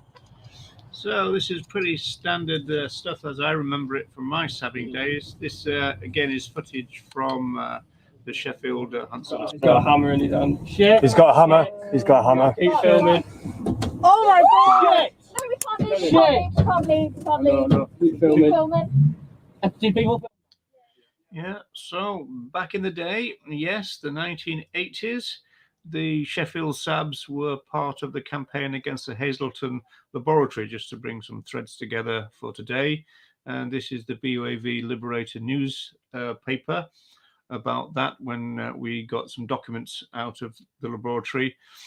The results of the tests were eventually placed into this book by Robert Sharp, a friend of the SABs. So finally, this is the friend of the show and someone who runs the Back into Daylight Animal Rescue Centre, Declan Bowens. This is injuries he sustained at the Ward Union hunt in Ireland. Now, it was once thought that once these hunts were banned, the SABs would just become monitors like the League Against Cruel Sports. But as you can see, the sabbing continues, and that's because the hunting continues illegally as well. And also, of course, the police do not enforce the law. So the SABs, sadly, still needed. There are lots of positives. Like, for instance, I should say this, that we are successful as well. Yesterday, and if you go onto the North Hunt SABs Facebook page, you'll see 2 beautiful films that were shot yesterday of 2 foxes escaping due to really clever action by SABs in the field. I mean, really clever action on their part. And it's 2 lovely clips of film. Watch them and you'll see that, yeah, we win. We also win. And ultimately, we will win. I would. I'm a caring person, you see. You're at a fox hunt. You're not a caring person at all. You're not a caring person at all. Why are you at a fox hunt then? Management of the countryside, darling. Is that what you call ripping animals apart? Yeah. Is it? Okay, brilliant. So would you rather me shoot? I thought you lot hunt trails, not foxes. Look at your face. Don't really bother me, mate. No, I know it doesn't bother you. It doesn't bother any of you if you hunt foxes and kill them. That's what you do. You're a fox hunter. So don't try and pretend that you lay trails, because you don't. We do though. We've got a gentleman with trails. Spray, spray, spray now.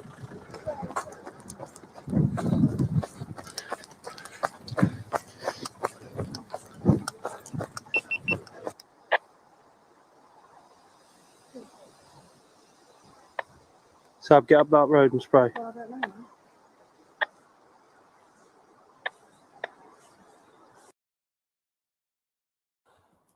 Can you call that in?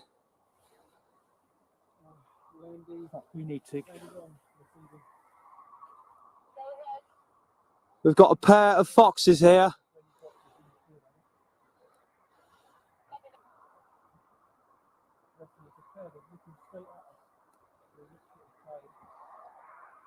Oh, beautiful souls.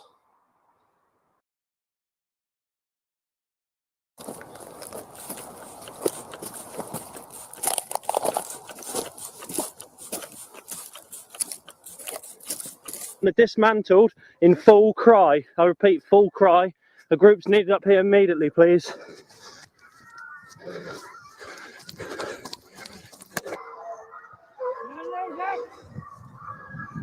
That sounds good.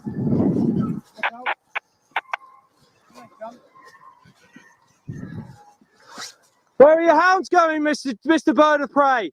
In the complete opposite direction, which tells me you are not hunting within the law. Leave it! Leave it! Leave it! Leave it! You are not hunting within the law!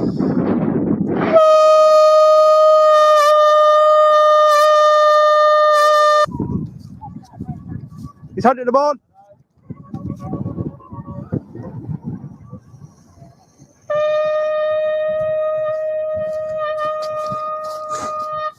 Okay.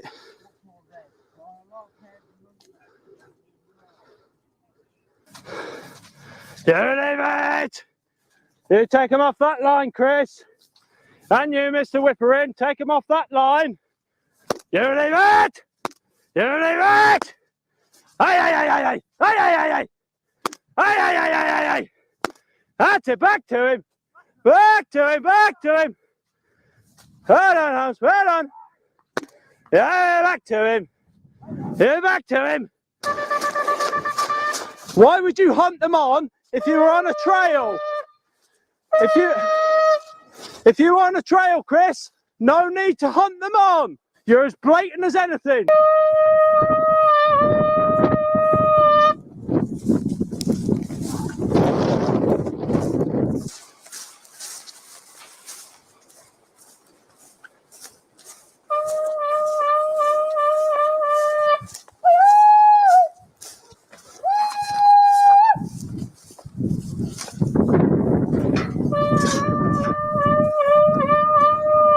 Leave it! Hey, hey, ho! Hey, ho, ho, ho! We've got the pack with us.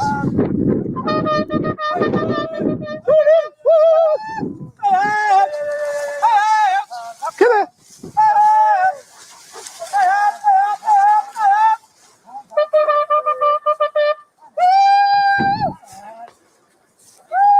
Leave it! Heads up!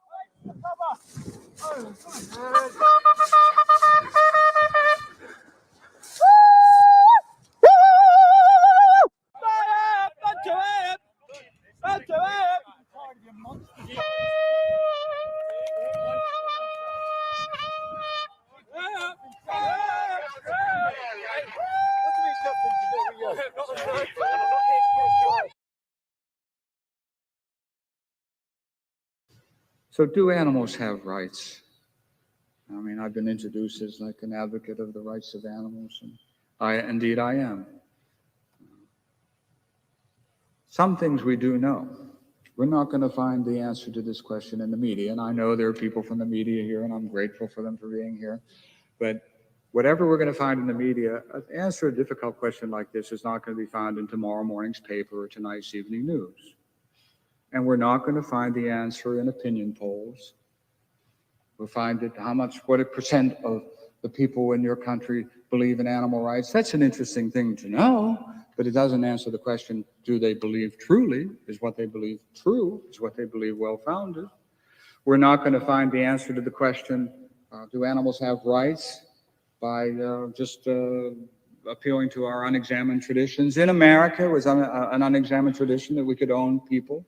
They were called slaves. We could trade them, barter them. We could beat them with impunity. It was very difficult to get convicted for killing a slave in the United States during slavery. The reasoning went like this, that if you killed a slave, then you were destroying your property, and no person in the right possession of their mind would destroy their valuable property. So anybody who killed a slave must have been temporarily out of their mind. And so therefore you were not guilty of murder. So it was very difficult to, unexamined traditions. Only by thinking independently, only by taking that muddler step, only by beginning the journey, saying, this is a serious question. This question affects every aspect of my life. From the moment that I wake up till I go to bed. It affects what I eat, it affects what I wear, it affects what I brush my teeth with, it affects every aspect of my life. In some ways, more than any other question you can think of, this question just trickles down into the details of one's life. And so we have to think independently. And that's what the invitation of philosophy is, as I come here as a philosopher. The invitation of philosophy invites us to think for ourselves, to muddle along, if you like, using logic, being factually informed, freeing ourselves from prejudice. And that's the purpose of my remarks, really. Not to try to convince anybody that animals have rights. I don't think anybody's going to have a Saul becomes Paul conversion experience here because of what I say. I don't think that's going to happen. But what I can do is encourage people, invite people to take the journey. When philosophers think about rights, we make a distinction between legal rights and moral rights. Legal rights are rights that we make. I mean, if you have a right to vote here, it's because the people in your country have decreed in the appropriate fashion that you have the right. If the appropriate people hadn't created the right, you wouldn't have it. Same would be the case in my case. And they differ from nation to nation. Not everybody has a right to vote depending on where they live. Not everybody has a right to freedom of religion wherever they live. Not everybody has a freedom of assembly, freedom of speech wherever they live. It depends on where you live and when you live there. So they're not universal, and they certainly are not equal, these legal rights. On the other hand, when we talk about moral rights, as in the United Nations Declaration of Human Rights for Human Beings, what we're saying is we don't make these. There isn't some legislature that can make a moral right or unmake a moral right. And they don't differ from nation to nation. If people have a fundamental right to bodily integrity, then they have their right no matter where they live, when they live, who they are. That doesn't mean that everybody respects it. Doesn't mean that their government respects it. On the contrary, we know all too well that the government doesn't always respect the fundamental rights of its citizens. But that doesn't mean that they lack that right. It just means that they lack having their right respected. Our moral rights as human beings are universal and they are equal. My right to life, my right to bodily integrity, my right to liberty is no higher or lower, no stronger, no weaker, no different than yours, or for that matter, for any other human being. Any serious advocate of human rights, and I include myself among those, and as an advocate of human rights, believes this. Human rights are universal, equal, and not made by us. Now, here's why I think rights are really important. There are two things about rights that make them very, very important in our moral thinking. The first is that our integrity must be respected. Our freedom, our liberty, our bodily integrity, our life must be respected. And it's like rights serve as the protection against the excessive freedom of others. The excessive freedom of others. And it's as if then these rights are like a no trespassing sign. Here's where my body begins, and here's where your freedom ends. Here's where this is my life, not yours for the taking as you please. This is my freedom in my life, and so long as I don't violate anybody else's rights, leave me alone. And in particular, the government, leave me alone. Keep out of my life. That's what we mean that's why our rights are so important. It's the protection against the excessive freedom and intrusion and interference of others, including the government, not just other individuals, not just your neighbors, not just your enemies, but also the government. And the second thing about the importance of animal rights is that, or it should be individual rights, I think, is we cannot justify violating animal rights because we benefit. We cannot say, in this case, what we're saying is that rights are trump. And that's from the analogy in bridge. And if you know the game of bridge, as I'm sure some of you do, yes, still play bridge? If we imagine that we're playing a game of bridge and that the first person plays the queen of spades, second person plays the king of spades, third person plays the ace of spades, and you, the last player, you have no spades. Diamonds are trump. You do have the two of diamonds. In bridge, that two of diamonds beats the queen of spades, the king of spades, and the ace of spades. That little diamond is more powerful than any other card in that particular hand because diamonds are trump. So if we think of it in terms of the analogy with the bridge game, then, if we think of the queen of spades representing the social custom, the king of spades representing personal benefit, the ace of spades representing the public good, these are all very important values. My benefit, the group's benefit, the public good, custom, tradition, all important, but never to be advanced. The public good, social custom, personal benefit at the expense of violating the rights of the individual. So when we say rights are important, we mean first that they serve as a protection against the excessive interference and freedom of others into our life, including the government. And secondly, we mean that respect for the rights of individuals, the most important card in the game of morality, that respect for the rights of the individual trump other important moral considerations. But do animals have rights? If they do, then they have that protection that a no trespassing sign represents. If they do, then respect for the rights trumps other important goods, but do they have rights? And to answer that question, we have to ask two kinds of questions: factual questions, which ask, what is the case? And moral questions that ask about what ought to be the case. The main factual questions are pretty simple, it seems to me. They ask, are any animals like us physically? Are there any other animals that are kind of made the same way we are? And in particular, are there any other animals that have a central nervous system and a brain, that kind of physical structure?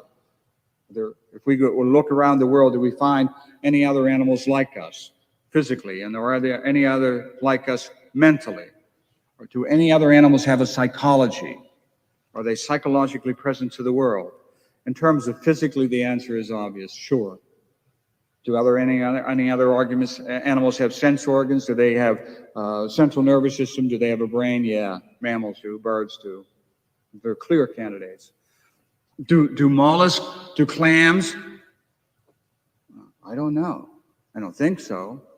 But I'm willing to kind of leave that question open. All I want to say, for our purposes, all we have to agree on is that there are some animals that really do resemble us physically.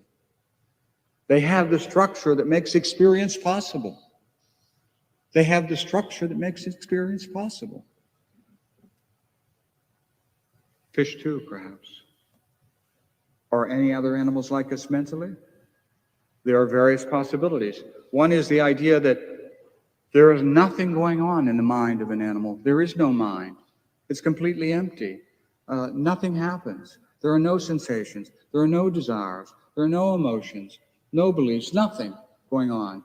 Your cat, your dog, nothing going on behind those eyes. Another possibility is that while there's nothing going on, there's more than nothing going on, but what's going on is very little. Just a little bit going on, nominal in terms of sensations or desires or emotions or beliefs, just a tiny bit going on. The other possibility, of course, would be, when you actually stop and think about it as a muddler, you actually ask the question, there's a lot going on in those minds there. I mean, it's not like they're robust in terms of their sensations and their desires and their emotions and their beliefs. Now, what's the most credible position here? That nothing's going on, very little's going on, or there's a robust mental life, psychological life that's going on in the case at least of mammals, at least of birds, perhaps of fish? Well, I think it's perfectly reasonable to think that they have a robust mental life. Look, they don't worry about investments in the stock market. I grant you that. They don't worry about, the promotion at the job. They don't worry about whether they're going to be late to make the plane that's flying to Las Vegas. They don't worry about things like that. They don't have beliefs about things like that. But that they have beliefs and desires about what's important to them, I think that anyone who has lived with an animal understands that. These animals are living beings who are in the world, aware of the world, aware of what happens to them, and what happens to them matters to them, whether you care about it, whether I care about it, whether anybody cares about it. Earthlings, how are you doing? So about a week ago, I tuned into a podcast or a vlog by Tribe Talk, which seems to be a fairly new venture, and it looks really positive. And on this occasion, they were joined by Richard Deboo. I've known Richard for several years, and we've, as it were, shared stages together at things like Dublin Veg Fest, etc. So also we've got a couple of his books. That's one of them, which I did notice that Richard is signed, so thank you very much, but it's signed to somebody else, so I obviously stole it, so sorry about that. Anyway, so I asked Richard a couple of questions. I wanted to tease out the issue in the movement that I knew Richard would be tuned into, which was the rise of the right in society in general, and tragically, as I put it, in the movement. And then also the issue of the grassroots and the need for the development of that. And so the full interview with Richard is, need my eyes for this, is on YouTube, and you need to look for Thomas Anonymous, which is the title of the YouTube channel, and it's on there, and it was streamed 3 days ago, so it's all there ready to go. Well worth tuning into the entire thing. Richard is an interesting character. Oh, and I want to thank Paul from Galway as well for tuning me into this entire event, which I wasn't aware about until Paul told me. And but Richard is an interesting character. He's always very understated in his dress sense. For everybody who knows him will know. And so anyway, this is Richard's response to my couple of questions. So thanks again, Richard, for addressing them. I'm going to skip away from the agenda. Roger, you just asked a question, and would you be happy enough to ask it? Yeah, that's absolutely fine, of course. I was trying to get it on the screen there a second ago. Could you see that okay? how worried are you about the apparent rise of the right in society and tragically in the vegan animal rights movement? And how should we empower the grassroots of the movement and move away from the shallow politics of expensive vegan celebrity activists? There's a lot packed in there. Nice easy one from Roger. Yeah, I was going to say exactly that. Yeah, he likes to keep it nice and simple, doesn't he? Those kinds of questions. But they are extremely important points, I think, very much so. And I've put up a number. I try to keep my social media space quite positive. I'm a very positive person and all that. I like to share positive energy and things. But sometimes over the last year or so, I have had to put out some really angry, frustrated comments about the rise of the far right and just how that is infiltrating and latching onto issues such as animal rights and using that to draw people in. And before you know it, these people are spouting far right stuff themselves. They just get hooked into this thing. It's classic technique that the far right have been using for decades. And it really does worry me enormously. And I think, what do we do about that? I think that's really challenging, particularly with social media, the way it works at the moment, because we are forgetting the kinds of things that Carl Sagan taught us, which is consider who's telling you something. Think about what their agenda is. Don't just go with everything they say. Ask yourself why they're saying things. Ask yourself who these people are. Find out for yourself if they are telling the truth or not. What are they saying to you? What's behind it? And I think there's and so many people have just forgotten about those kinds of things, and they see a few things come on that they sort of agree with, and this is how the far right work, as we know. And they've been doing the same kind of thing with COVID as well, and the whole pandemic stuff. Is they hook people in by saying a few things that people they know are going to agree with. Oh, big pharma is bad, for example, or big corporations are evil and things like that. And they think, oh yeah, that's right, and then they start saying some of their far right stuff. Oh, corporations are run by the Jews and all this kind of rubbish and stuff like that. So you see how their techniques work. But if people would apply a bit more critical thinking to what they're hearing, then we wouldn't be so susceptible to the fact that these groups are drawing in people in this kind of way.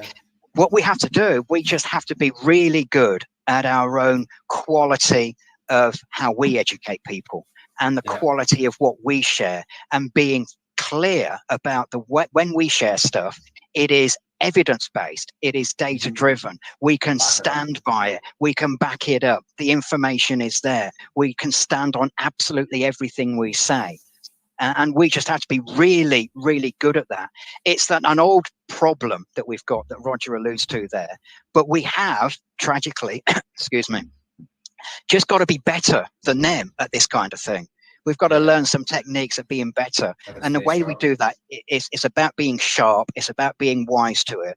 And it's about being genuinely good at what we do and making sure that we do base what we say on evidence and data. We use the wisdom of all of our experience and our knowledge and what we know to make sure we present it in the right way. And I don't know if I've got time to look at Roger's other part of the question around celebrities and things. Yeah, I think that's a good point as well. And I was going to say, from the question that you were going to ask anyway, I'm not really a big fan of large bureaucratic organizations.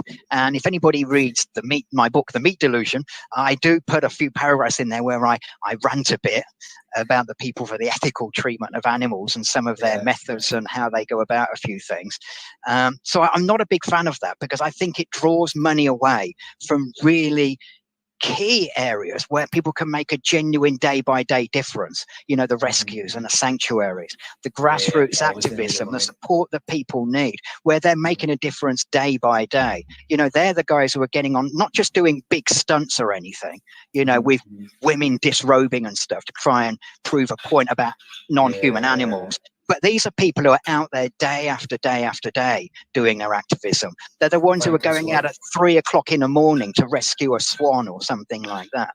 They're the people who are going out into the fields at 4 o'clock in the morning or staying out all night to make sure the badgers are safe, that kind of thing. They're the people who need our support. And that when those people are doing those things, they're doing it because they're passionate about wanting to do those things and not because they want to be a celebrity about the whole thing. It's not a me thing. They don't want any, you know, they would like and they need our support and their help. But you know, absolutely, that every penny that we support them with goes right back in to that grassroots activism. It doesn't go into helping somebody to fly business class across the planet to go and attend a conference somewhere so they can be seen.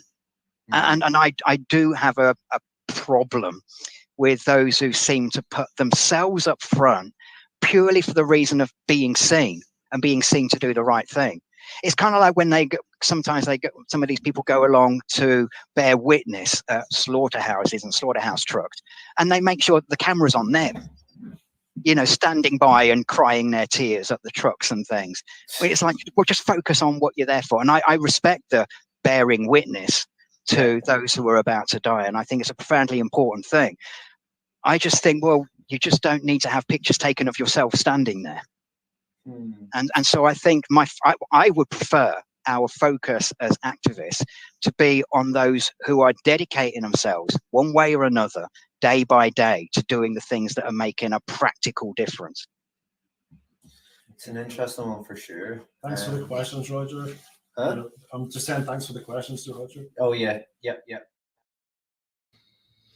Hey, Earthlings, how you doing? So last night I took part in a live stream about how activism has been affected by the lockdowns that are going on. Apparently you weren't allowed to say the C word because of something to do with I don't know, you get banned or demonetized or something from that. Anyway, this stream was hosted by Vegan Pixie Warrior with the Grumpy Vegan Grandad, Danny Shepherd, as co-host, I believe.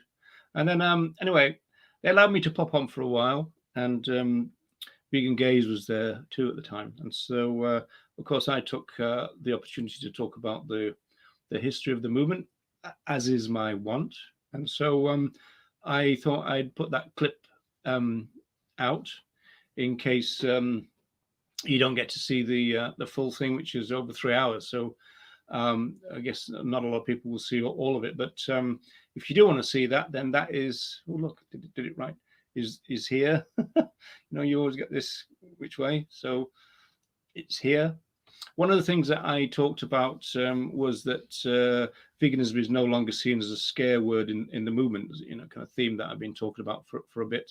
And one point which is important about all that really is that even when we talk about outside the movement or inside the movement, Donald Watson had this concept called ripening up, that you need to ripen people up to new ideas, that people don't just arrive at them. They've got to be exposed to an idea, then they've got to have the opportunity to think about it and assess it, and then hopefully adopt it, obviously.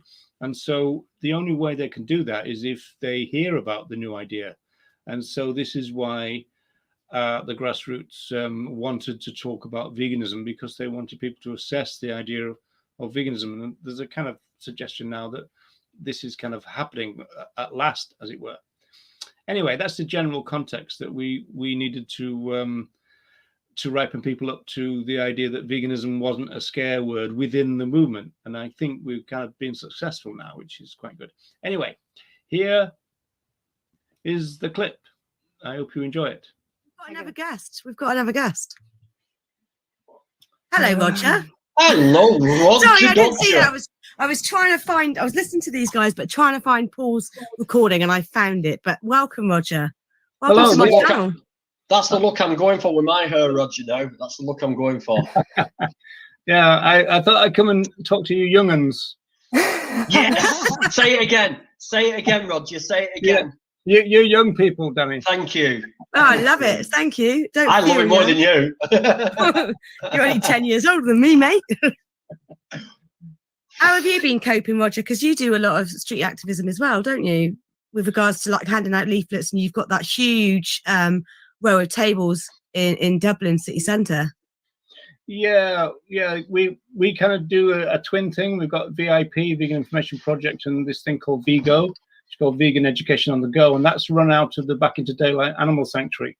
And so we've got like three events a week. So we do like 5 hours on a Sunday and 3 hours on I think it was a Wednesday, and then on Thursday. Before that, we used to do something in Temple Bar Square, which is a kind of famous area of I Dublin. know Temple Bar. Yeah, I've been there for my mother for her birthday. It was yeah, expensive. we got permission to put our gazebos up there, so we had like 6 meters by 3 meters of space. So it was like a big event, you know. We had videos and everything else, you know. We kind of brought a lot of things together. One of the things. What's Southern Ireland like for veganism, Roger? Southern Ireland, that's an interesting one. It's interesting in the sense that well, there's a video of me from 2015, I think it was, where I was saying there wasn't any vegan restaurants in the whole of Ireland, and now they're all over the place. So it's really kind of gone quite big in latest kind of years, which I suppose is what everybody's experience is really.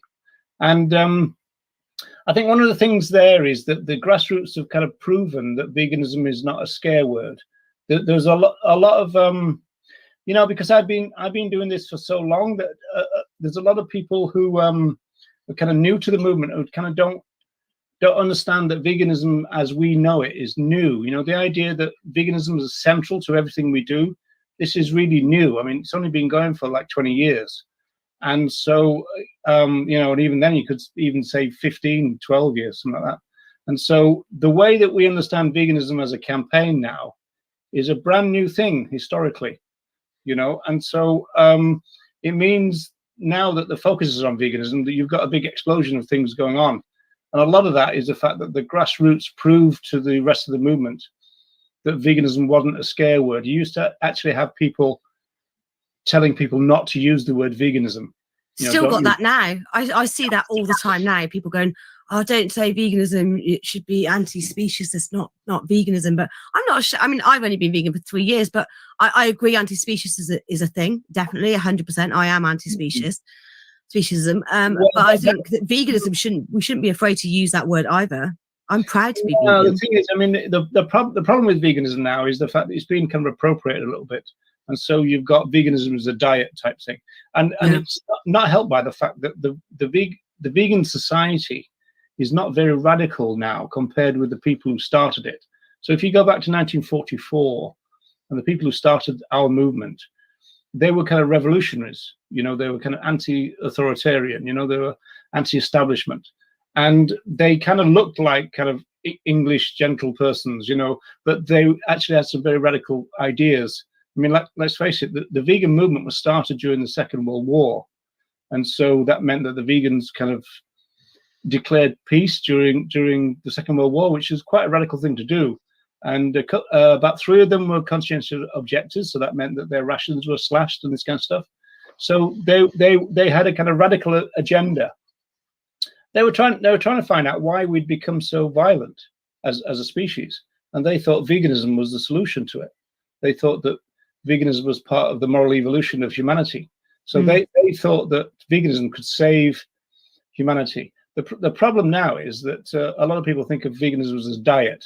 So I think a lot of people have moved to anti-speciesism, this kind of idea, in order to get away from the confusion that there is a little bit now in terms of what veganism means.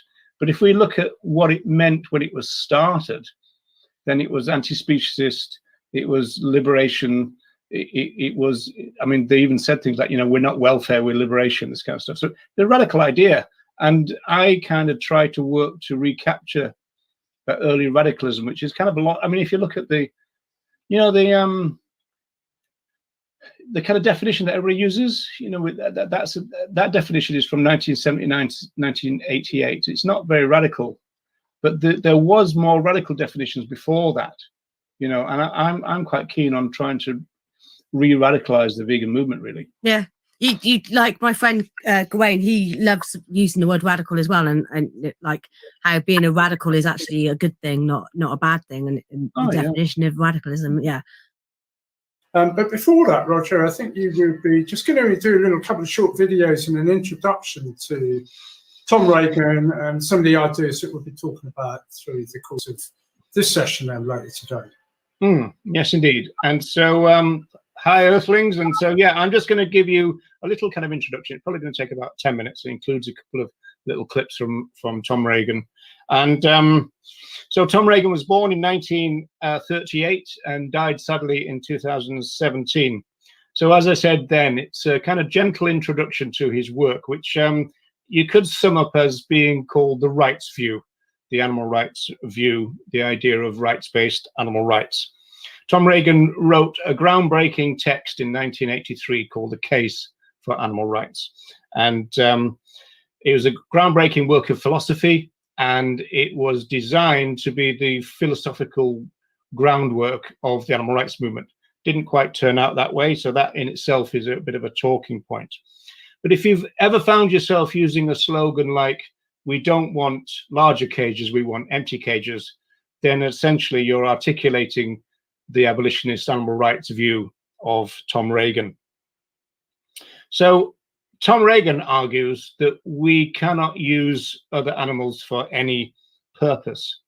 And regardless of whether that use is useful to us or gives us pleasure, for example, by eating other animals or any other kind of use that we might get from them, like, for example, regarding them as models in vivisection experiments. All of those things are ruled out by the abolitionist animal rights position. The question it raises for us as animal advocates, as claims makers, in why should we not use them? Now, that question in the animal movement is usually met by welfare-based responses. For example, it would be cruel to use other animals, or that we should be merciful towards them, or that we should love them rather than treat them cruelly. For Tom Regan, on the other hand, he would respond with animal rights arguments about why we cannot use them. He would argue, for example, that other animals are rights bearers. And that means that when humans use other animals, that's a rights violation. Now, there's one important point that we should make straight away, is that we're not talking about giving other animals rights. The case for animal rights suggests that other animals have rights. Our job as animal advocates is to gain the respect for those rights that other animals already have, and to see those rights codified into law. And so moral rights would become legal rights. So we'll tease those kind of ideas out in a little while. The rights in other animals create duties in us. So this is the kind of fundamental position of animal rights. So given all that, some suggest that abolitionist animal rights is extreme, and that the animal rights position is extremist. And so you might be surprised to find that, at least in terms of the end part of that, that Tom Regan himself would agree. So here's a short video from 1988. It's not great quality, but it's from a speech which is still regarded by many people as the best animal rights speech ever given in the history of speech giving in our movement. And it's called The Sword of Injustice, or Sword of Justice. And this is where he talks about being an extremist.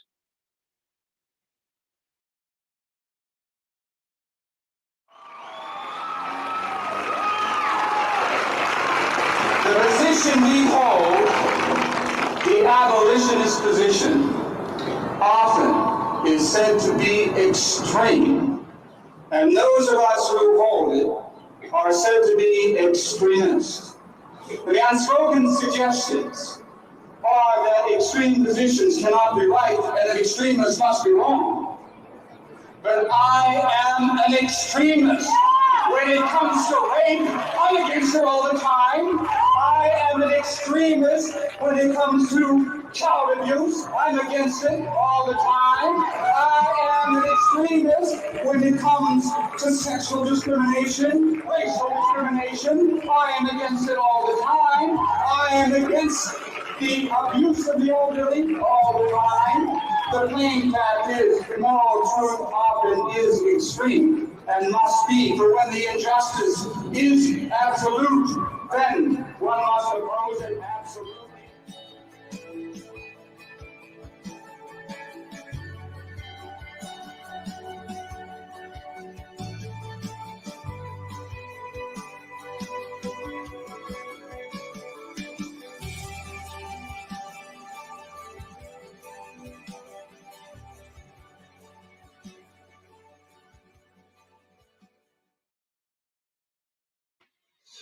So I hope everybody had their lighters in the air at the end there to the music. But Reagan, essentially, he's saying that abolitionists are opposed to oppression all the time. And it's a morally consistent view. And so if moral consistency is interpreted as extremism, then so be it. You know, if we take a morally consistent view, that's a good thing, not a bad thing. It's not purist. It's not taking the moral high ground. It's not being holier than thou. It's just being morally consistent.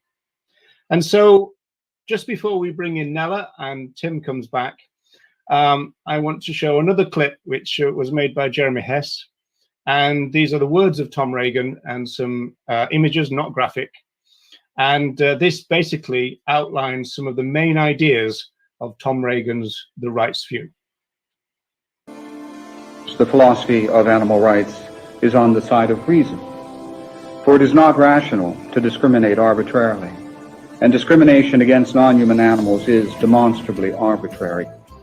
The other animals humans eat, use in science, hunt, trap, and exploit in a variety of other ways have a life of their own that is of importance to them apart from their utility to us. They are not only in the world, they are aware of it and also of what happens to them. The philosophy of animal rights stands for, not against, justice. We are not to violate the rights of the few so that the many might benefit. This philosophy, therefore, is a philosophy of peace, but it is a philosophy that extends the demand for peace beyond the boundaries of our species. To stand truly for peace is to stand firmly against their ruthless exploitation. Respect other animals and their rights. Live vegan. For free support to start living vegan and resources such as a discussion guide and language document, check out veganinteractions.com. Thanks for watching.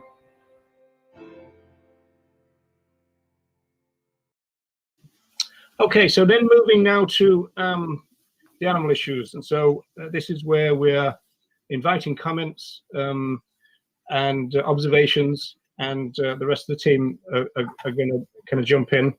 Again, there might be some kind of trigger warnings that we need to issue throughout these. So this is a very famous Lynx advert from, it's from a particular decade. Do you know his team? The 1980s. 1980s, yeah. And so even when that came out, this was quite controversial. And you can kind of see the internal logic of it. But obviously the dumb animals thing was controversial at the time. But you can see the kind of insult, which is only one to wear it. And I do believe, I think I'm right, that Carol Adams critiqued this because of the particular way that the woman is depicted. And you'll see right at the top right there, you might be able to see it. It says photographed by David Bailey. And so Lynx use that. And it was part of an anti-fur campaign which involved a very controversial advert. I'm not quite sure if it got on TV. I think it might have been restricted to cinemas at the time, and it might have been restricted to cinemas with the old X, you know, which is used the X rating, which is was replaced by the 18, obviously. And so it was very restricted, and it was a catwalk scene where you got models, again, kind of glamorous women, usual thing, you know, slim kind of glamorous women wearing fur, and then they kind of did a twirl, and the audience started to feel dots of blood on their face. And I'm sure people, Ronnie for certain, will remember that. And they felt dots of blood on their face, and then suddenly there's this big deluge of blood that came out of the fur coats and soaked everybody. And then this, what you see on the screen now, is the last scene. The model walks away, dragging a big line of blood behind her back, you know, along the catwalk. So that's the Lynx one. This is an interesting one now, because obviously we know about this campaign. It emerged that about a year ago they closed this campaign down, and I don't think many people know about it. I didn't know about this until yesterday, and Jeremy pointed out that Peter had closed this campaign down. So the rest of the team, did you know about this? No, and it was very weird when I read the article because Peter takes credit for this success. I mean, I don't know if we can describe it as a success, but if it is, it belongs to the movement, not Peter.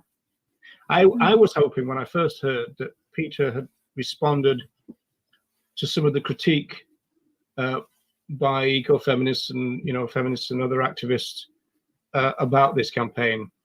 And I mean, it was the campaign that provoked Gary Francione to leave Peter. He was kind of their lawyer and advisor really in the early days, 1980, and he left because of this campaign. So I was hoping that they might have responded to some critique, but I'm not quite sure that they did. And certainly when you look at this, and Wendy, this was quite a shock to you, wasn't it?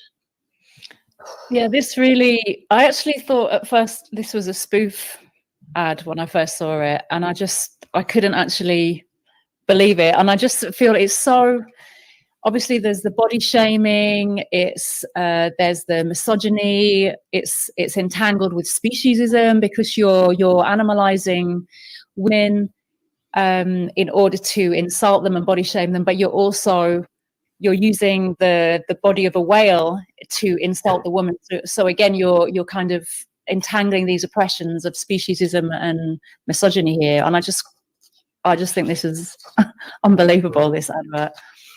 Well, does anybody know about the Peter campaign, which was Eat the Whale? Did anybody know about that?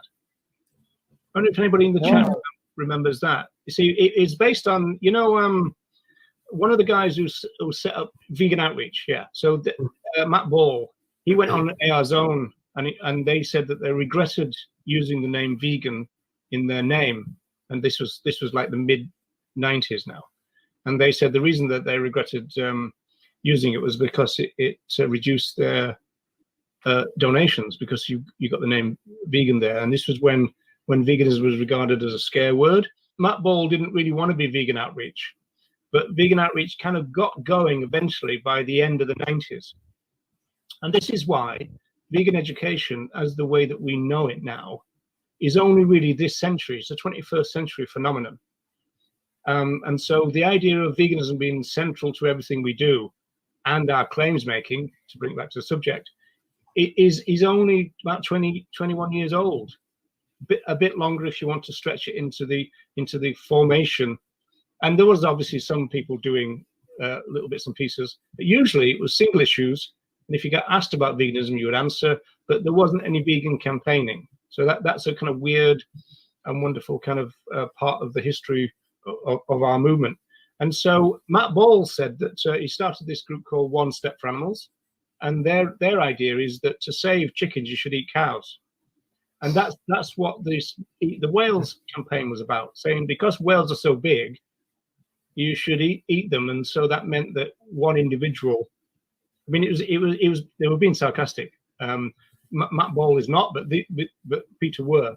And so unfortunately, the saddest thing about the Peter situation is that they seem to be as bad as ever. And as Nella said, they are taking credit for the demise, and that's debatable, of the fur trade in the first place.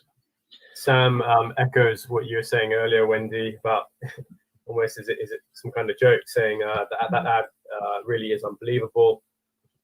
Yeah, as you said, Roger, they have a history of engaging in kind of discriminatory behavior meshed with some kind of vegan message. I believe that they did another problematic one a few years ago when they when people were dressed up as KKK members. And it was a protest against the pure breeding of dogs. And they were trying to make this claim that, oh, we want pure KKK members, and try to conflict this idea of racism with speciesism. And it was really bizarre and quite problematic. I have to drop the PowerPoint out. I know we got a wow, but that's not the one you're referring to. Oh, that one there. Yeah. Okay. So. And Terry says hello to Wendy's cat. This is Brian, Terry. So. Thank you. Terry says hello, Brian. Oh, well. So are all the introductions done now then? That's good. Okay, so I guess we could go back to the PowerPoint. Now then, I've got to make sure I do this right. I did. How about that? Yeah, another thing about this is the go vegetarian thing. So it's interesting about the date of this. I'm not quite sure what it is, but it's not going to be that long ago. Because again, this is another interesting thing about the movement, is the fact that the big groups have only recently started to say go vegan in a very kind of overt way. I remember my favorite group. What do you think my favorite group are, team? From the 80s. No, a modern one. It begins with M. Oh, Mercy. Yeah, Mercy for animals. Yeah, I remember a couple of years, well, it must be about, I don't know, 3.5 years, maybe 4 years ago now. There was a very graphic film put out by Mercy for Animals. And it was one of those kind of ones that people are kind of used to if they watch that kind of stuff. And at the end of it, it said, go veg.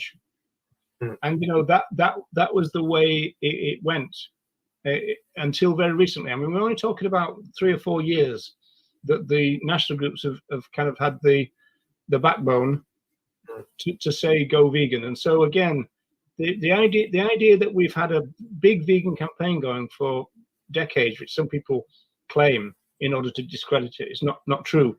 We're only just kind of starting with the idea of having a movement with veganism as its central kind of claims making, the core of our message.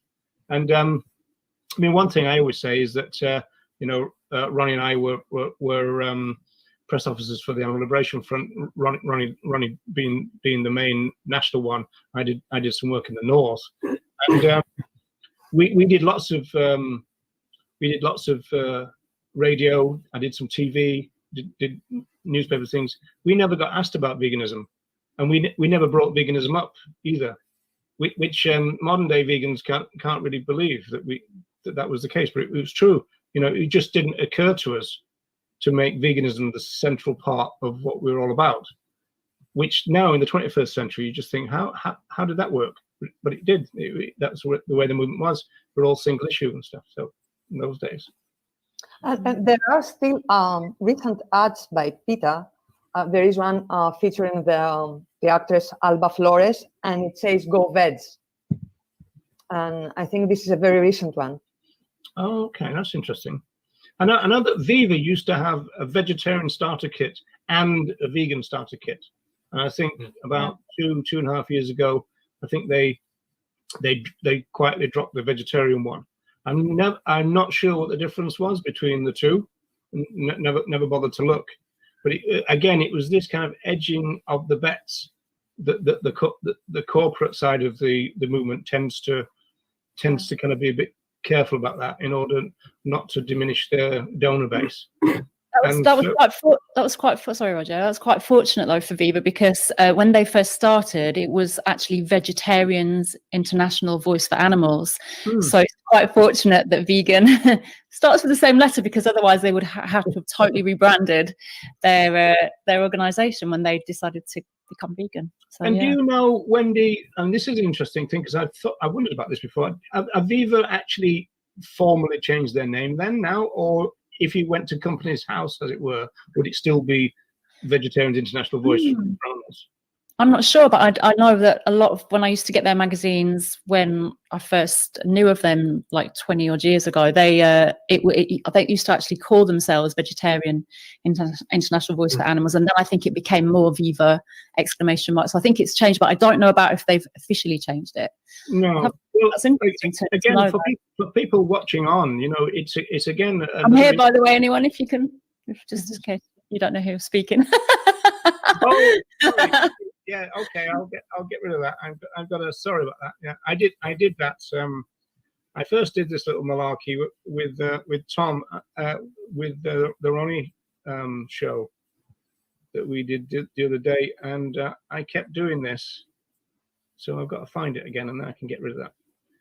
Yeah, I do apologise, Wendy. I'm so sorry for covering you over like that. That's all right, old chap. No worries. Yeah. I'm just prejudiced against cats, that's what it is. So yeah. In the comments, Deb has made the point that PETA is well financed, and many local groups are not. Unfortunately, use their pamphlets, signs, etc. at stores and protests. So Sandra, it's a live and let live thing for Oliver. He respects what you do and he feels that you should do the same with him and his practices when it comes to eating meat. It's not about respecting me as a vegan. It's about respecting the life of somebody who feels like me, someone who's capable of the same physical feelings that I have. So when you say somebody, you're referring to animals? I'm referring to other animals, yeah. But I run a sanctuary in County Meath. And when I first started that sanctuary, I wasn't vegan. And I got to know the individuals who came to me. And I realised that... Again, the individuals you're referring to? The animals. Yeah. Okay. Well, Oliver, give me your take on that. You know, animals have feelings just like us. Like, I find that the use of language very interesting. And in the marketing campaigns, all vegan campaigns, you always use clever photography as well, where referring to animals as pretty much like humans, even giving them names like Charlotte and Mary and Johnny, and photographs used, they'd show like photographs of nearly animals with facial expressions, like human facial expressions, and they play and pull on the heartstrings of people. So you don't accept they have feelings? Cormac Healy from Meat Industry Ireland. I suppose just say it is about choice. Thankfully, from the perspective from which I come personally and for the sector I work in, we're very glad that the choice of the overwhelming population in the world is to include animal protein in their diet. In terms of the welfare issues, I mean, I think we have to just make a number of points. We operate to very high standards of welfare. Farmers know more than anyone about the care of animals. They're excellent in so doing. And to suggest that there's otherwise is to impugn their integrity. In the way that we're used to it now, with veganism as the core philosophical position, that's new, and so that's interesting. It's this century only so far. So, you know, and of course, well, Wendy, I mean, you must have had the same kind of thing to me, right? Yeah, exactly. Really, when I first started, it was coming across a stall in Sheffield. It was Uncaged Campaigns, as was then. They are no longer called that. They're a different. And it was anti-vivisection, but they had a lot of different leaflets and flyers on the stall, and that was my first experience, and that was my introduction, but that was also my first experience of activism is holding stalls, having petitions on the table, having lots of leaflets, having posters, even collecting donations as well. And it was very much single issue. It was very much anti-vivisection, or then it would be anti-fur campaigns, things like that. It wasn't a thing about being vegan. And actually going back to the vegetarianism that you said about getting stuck in vegetarian, I'd become vegetarian as a child, but then didn't know really about veganism until I got into activism, and it was through activism. So I was doing activism as a vegetarian, which is today is often quite unheard of in some of the groups today.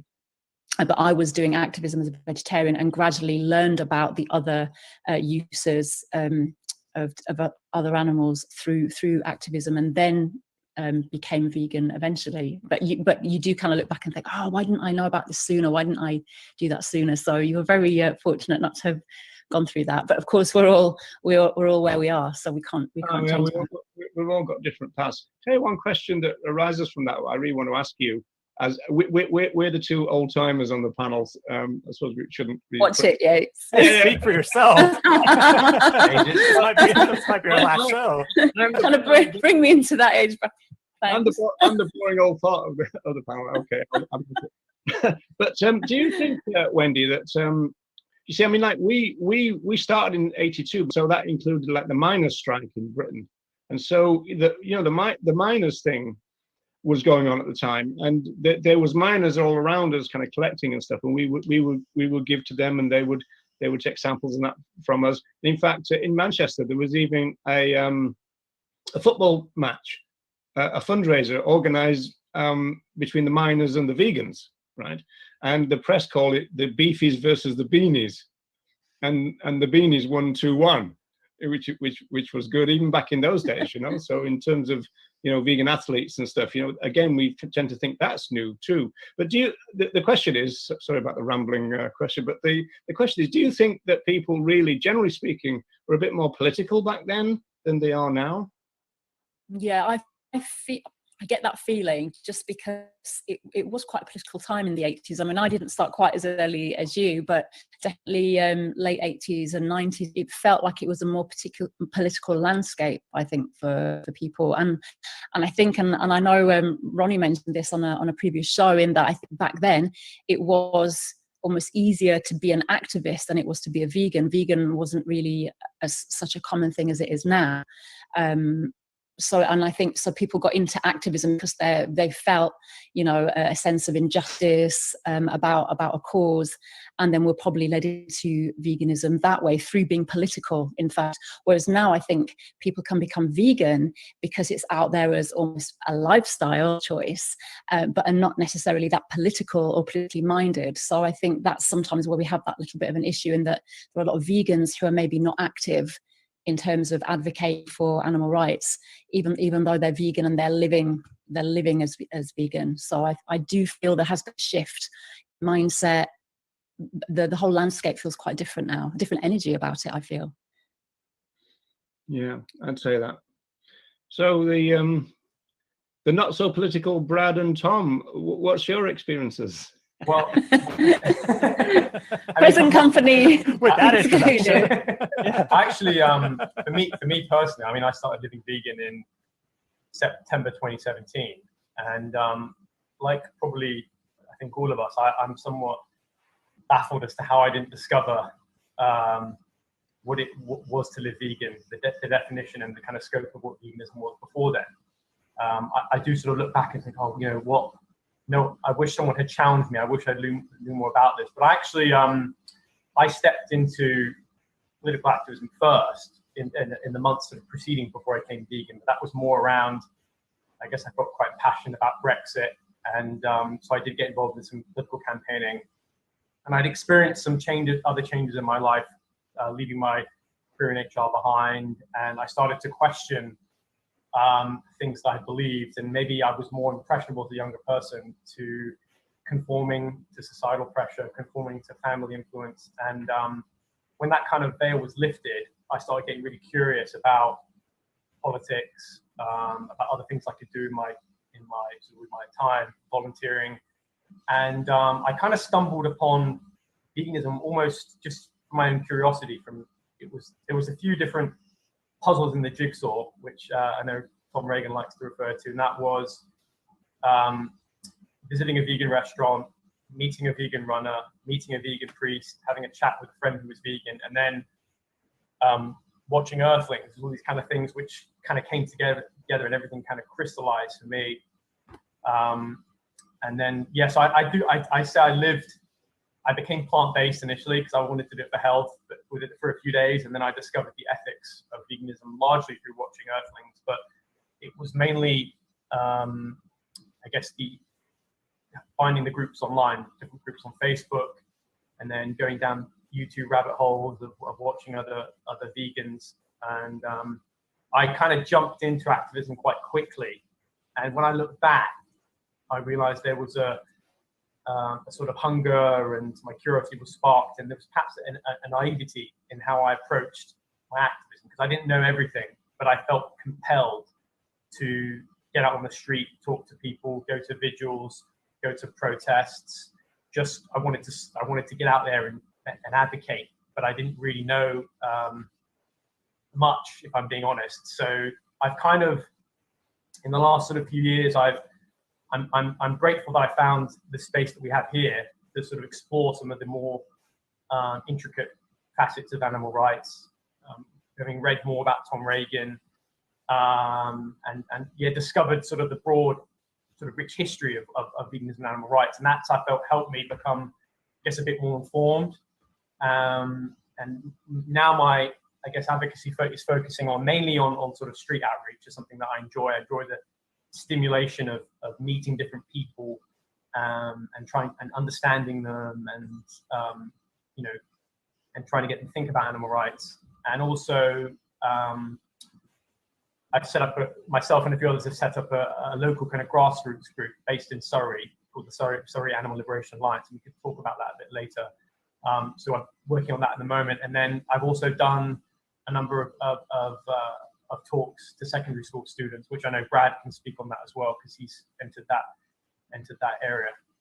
So yeah, that's kind of my background. But yeah, you got quite a wide range of activities already in a way. You mentioned street activism, and you like it and everything. But did you feel a kind of pressure to do that? And because this is possibly a movement issue, talking about ableism, and some people can't do that, and then they feel a little bit inadequate and stuff. And I suppose we need to develop a culture where if people can't do either what we can do and they can't, or we like and they don't, we shouldn't, as it were, as a movement, punish people like that. But I think sometimes maybe that's. You think that happens? You think? I think that sometimes there is a general kind of definition of what activism is what activism is in our community, and that appears to be sort of street outreach and doing protests. And I think that you're right. I don't think it's inclusive enough to accommodate many other different forms of activism. I mean, there's so many different forms, isn't there, that can be included in that. So I think that is problematic. And I must confess, I bought into that initially, and I did feel a bit pressured to get out there and do that specific form of activism. I mean, I know that one thing that changed was that at one point people would regard being and living vegan as a form of activism, even a form of campaigning, in the sense that you were doing something for the cause every time you ate, or every time you went to to buy stuff. But also, of course, that old joke about the vegans will always tell you that they're vegan and everything. I mean, like, vegans tend to talk about their veganism, and so I've never known many, as it were, silent vegans. And so even then, by just explaining it to people around you, you're kind of campaigning, aren't you? Even if you're not on the street and you don't feel like you're able to do that, So well, I think the one-to-one interactions are often, if you're, I had a haircut a few weeks ago, and I was talking to the barber about veganism, and that setting is really no different than talking to someone in the supermarket, talking to someone on the street. All these, the conversations are quite similar. What did you say? Take care, this hair is vegan. Yeah. Well, it pays to be ready for those experiences in day-to-day life, doesn't it? I mean, one thing when I was first kind of getting my confidence was just wearing vegan t-shirts. And even if people didn't engage with me, I could see them reading it. And it's just it's a nice, easy way to get started. But to be honest, I mean, maybe we can talk a little bit more about kind of communication strategies, but you have a few chats about it, and it takes some practice, but I think you can get skilled up pretty quickly. Because as I think you get used to responding to where do you get your protein pretty quickly. So there, and yeah, because Tom, we kind of have you to thank for a lot of the show starting up, don't we? Because you kind of started a Zoom call kind of as a small group, and then we kind of just naturally followed that, and then kind of started doing them publicly, and here we are. Yeah, it's Tom's fault, folks. I do all the work now. It's kind of growing, isn't it? Yeah. Actually, I got a very brief funny story about a t-shirt, the t-shirt idea, because I was in Ireland, we've got not your ma, not your milk, ma instead of mum or mom. And I was wearing that t-shirt, not your ma, not your milk. And there was a woman in front of me on the conveyor belt. She had a 2-litre carton of milk, and she laid it down and covered it over with all the other shopping. So, to kind of hide it from me. So, people do see them, and they do register what's going on. One woman came up and said, "Does that mean what I think it means?" I said, "It depends on what you think it means." And then we ended up having a really long vegan conversation just based on the t-shirt. So Brad, what's your story, man? Well, brief summary. So as Jeremy said earlier, myself, Tom, in this game for about half a decade now, which sounds a lot longer than 5 years. So I will use that phrasing going forward, half a decade. I had my consciousness pricked, if you want to call it that. I'd never even met another vegan before I started diving down this rabbit hole. It came about through watching YouTube videos of bodybuilders and gym goers. And there was a channel I was following at the time. They decided to go vegan, or at least adopt a plant-based diet for a period of time due to something they'd seen about a slaughterhouse. And my kind of realizing that I didn't even want to watch this slaughterhouse video said all I needed to know. I'd always subconsciously known that our dealings with animals aren't right and are not fair, but I think I was very socialized with the idea of it being humane. That took a while for me to kind of break free of that idea that I'd been grown up to believe in. I never identified as a vegetarian, but I'd say at least dietarily I made that transition over a couple of months, which apparently is not a long time. And when it comes to becoming more active, I think I'd always had this sense of wanting to be rebellious, wanting to kind of stand up against the dominant cultures. And I mean, what better way to do that than animal rights activism? My first action event demonstration was the Animal Rights March in London in October 2016. Never taken part in any sort of protest before, so I'll never forget how empowering that was.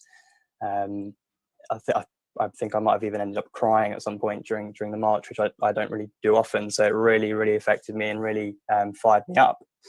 From there, I went full kind of head first into activism, and I ended up organising street outreach events in central London for about 2.5 years. And as Tom alluded to earlier, I'm now looking into something that I believe to be more efficient, and that is school talks or university college talks. That's obviously been a bit hampered by the lockdown situation, but I did manage to hold one online presentation by virtue of working at a school. And it was a small group, but it was good to get the experience under my belt. And yeah, hoping to push on from that, really. That's a brief summary. Yeah, how have you found the process of like the school talk versus standing on the street? I mean, you mentioned efficiency. I mean, so it sounds like it comes across as a better use of your time in general. I think so, because when I'm kind of comparing the two ideas of let's say a cube or an Earthlings Experience event versus a school talk, first of all, for a street demo, you need multiple people really to make it work and to reach a decent number of people. Whereas a school talk, it can just be yourself, and you could have an audience of potentially hundreds, and ideally at least somewhat engaged audience as well, which we know isn't always the case with street outreach. A lot of the time people might just stick around out of politeness, but really they want to get on with their shopping. Not always easy to gauge if people are truly engaged with us, but I think that's a big difference as well. And yeah, as I say, time it takes to carry out these talk versus a street event. Street events can go on for 4, 5, 6 hours. How many people are you going to reach as an individual? Maybe 10 to 20 on a good day. Again, a school presentation can last under an hour, and you've reached hundreds. The only issue that I'm still working with, and I think Tom is learning as well, is getting access to the schools, to the education facilities to actually That's always a big problem. host. Yeah. So that's something I'm still working out myself. Earthlings, hello. So, yeah, Dr. Corey Wren has started a podcast series called Sociology and Animals. And just a couple of days ago, I did an interview with David Nybert and kind of showcased his work. And so I'd like to support that effort by doing it also. So I'm going to just reproduce the end section of the audio. It's an audio podcast. And so I'll reproduce that just after this little bit from me, and also give you a link to the full interview. You know, it goes through a few of, well, all of David's books.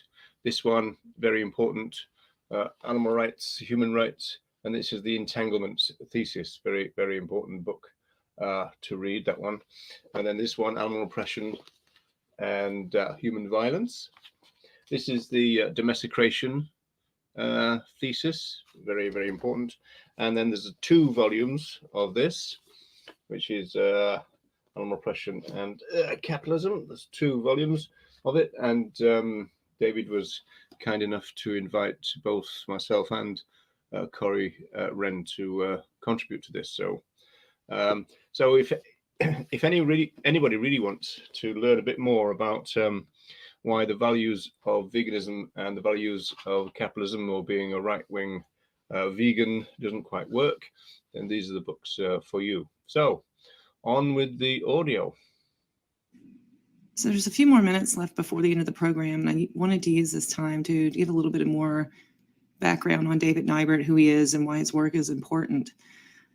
I think he's a bit humble and doesn't really want to say, but in my opinion, David Nybert is really one of the founding figures of vegan sociology, of critical animal sociology. Yes, we've had folks who were writing before him. I really need to look into this, but there's a professor Clifton Bryant, who is really credited with pushing, I think he did back in the 70s, published some stuff on why sociology should think about animals. And I'm pretty sure I was in his class. I took his class as a university student at Virginia Tech. It was a class on the sociology of death and dying, which I just took because it sounded interesting. But I think later I come to find out that he also was really one of the pioneers in the sociology of animals in society. But Clifton Bryant was a hunter. Like, he was definitely not pro-animal. Like, he was like, he did safari hunting or something. I don't know. Don't quote me on that. So really, for me, the person who really set the foundation for critical vegan sociology is David Nybert. And when I first read his book, it really transformed my way of thinking about these bigger questions about human relations with other animals. So his first book on this topic that came out in 2002, Human Rights, Animal Rights, basically rewrites history, and it's very ambitious in that way. But so we were talking about the social construction of reality. Well, one of the ways that reality is constructed, and often in unjust ways, is through the rewriting of history. Max Weber, Karl Marx, all the founding figures in sociology were always very critical of this construction of history. And so this is what David attempts to do in his own work, as he reconstructs history to bring animal voices back in. So there's that book, and there's another book that came out more recently, 2013, which is on the same topic. This book is called Human Violence and Animal Oppression. And basically it takes on this concept of what he calls domestication. And just a side note, one of the other things that really has influenced me from David Nybert's work is his focus on language and deep and kind of politicizing language, I guess, by denoting its contested nature.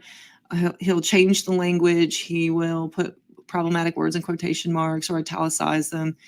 And so he says it's not, domestication is the more correct way of looking at this, because domestication is a bit of a euphemism. But basically he makes an argument in that book that the advent of domestication really was a turning point in human history, where we doubled down big time on violence against other animals, the control of feminized, animalized bodies. And then you start to see kind of a conflict-based society emerging out of that. And there are ramifications, of course, today, and domestication has only increased and is projected to increase even further. So these books are really, really foundational, and they're asking really big questions, macro questions about human relationships with other animals. And I think really, really good reading. His first book, actually, I use as a textbook when I teach animals in society myself. And I also wanted to highlight that David is kind of interesting because he is certainly an activist scholar. And this is something that I think is worth highlighting, because a lot of folks who come into sociology, the longer you're in it, the more you realize that, you know, there's a lot of careerism. There's a lot of folks who are just really interested in getting their publications out. What school are they getting into? And they don't necessarily remember why we're here in the first place. So I know this section of the ASA is really a space where folks can really embrace that scholar activism. So we talked about this in the last episode with Zoe Sutton. Like, what is this sociology for? Who is it for? And David has been really instrumental in not just talking the talk, but he walks the walk. And so we had a campaign last year. I think it was last year. It was a few months back. There's a college in Ohio that was doing a farm to table program and was using 9 lambs in this program. And David really was working really hard to orchestrate with some other folks as well. There's some other sociologists who were involved in that. And I'm in the UK, so I wasn't able to physically be there, but I did get a website whipped up. But he was out in the trenches. He was out there doing interviews. He was flyering, and he was getting a lot of pushback. And I think that he's a really interesting character for that reason. Not just he wrote these books that really shaped the field, but also even after all this time, he's actually putting this theory into action. So definitely worth checking out his work. And I'm really, really pleased to have spotlighted him in this series and this podcast, if anything, for the institutional history. And last point on this, he mentioned after we stopped recording that he had forgotten to mention Jessica Greenbaum, who we interviewed on episode 2. But Jessica has been there from the get-go as well. And like David, they've both been really amazing mentors, are really, really good people. And I'm very pleased to have them on this show and get a little bit of their knowledge, wisdom, and sage advice. So with that, let's let the credits roll.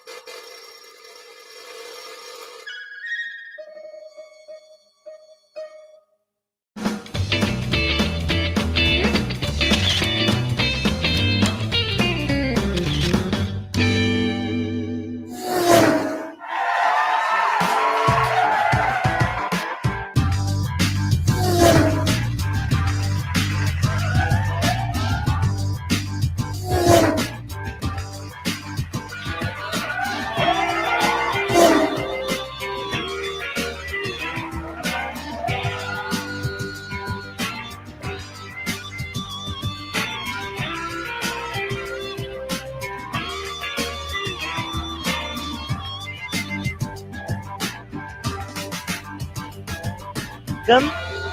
No. No, I don't. No, I don't know what. Yeah, I am. No, I don't. So what's a vegan?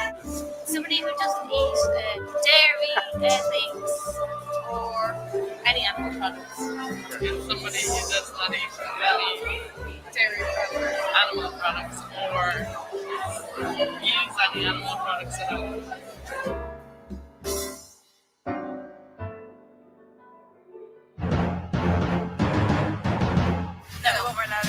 About wool. See, wool might be different because you can take the wool without actually killing the sheep. You think a vegan would wear wool?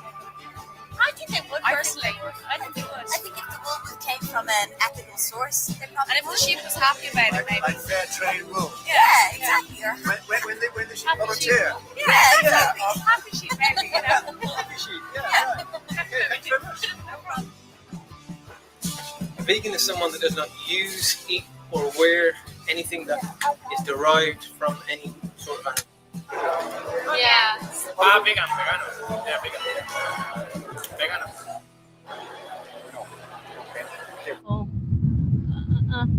Is it a woman?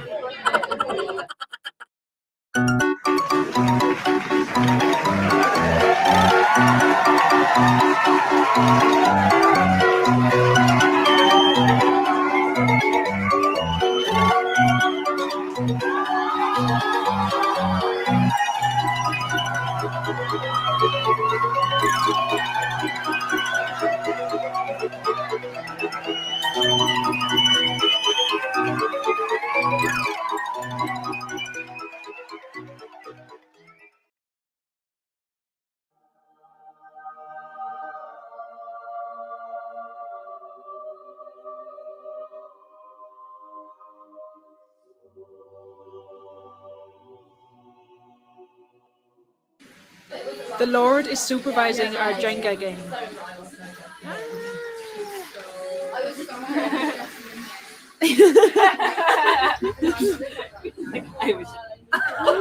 think if you pull it off, it's gonna be pretty magical. You just push it.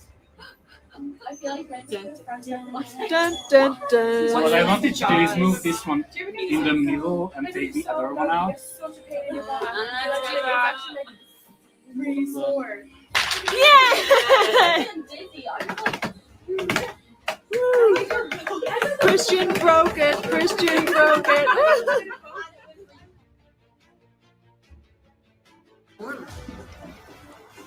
Oh, there's so much. We're at the Vegan Book Club meeting, and the Lord has found himself a magical special friend. It's Unicorn. No.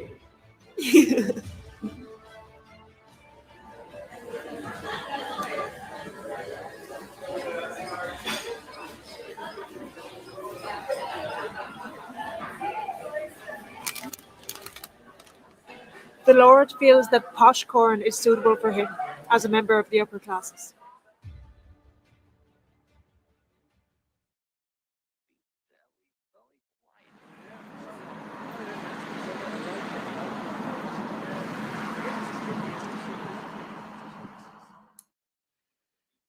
Usually, everything that happens in the Lord Jesus' videos is funny and lighthearted, but today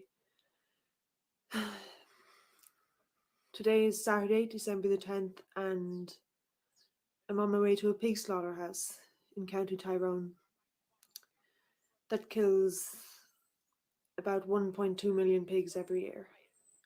And I'm taking part in Ireland's first ever pig save event, where we're just going to spend a bit of time with the pigs before they're actually led into the slaughterhouse. We're just going to see them when they're in the trucks and try to reach out to them, offer some compassion. And I think it's going to be a hard day. But I brought the Lord with me for a bit of moral support and for something to cuddle if it gets difficult. We'll see how it goes. And they put barriers and everything, even though it was peaceful and full riot police riot.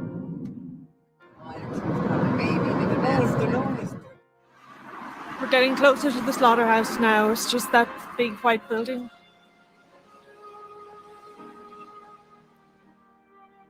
No, I'm not too sure people know what the EXE is, and I'm sure they've gone on YouTube and seen the videos of what the EXE can do, and they do a lot of disruption and stuff. Whereas, from my point of view, we would do everything. We do protests, we do earth rings, we're doing a vigil.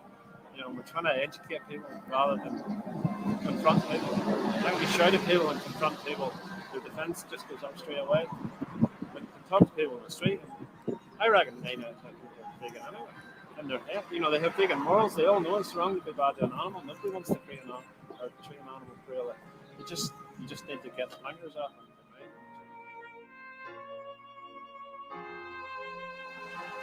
So we're here, and it seems like they've stopped the trucks from arriving for today because they knew this was happening. So instead, we're just doing a protest.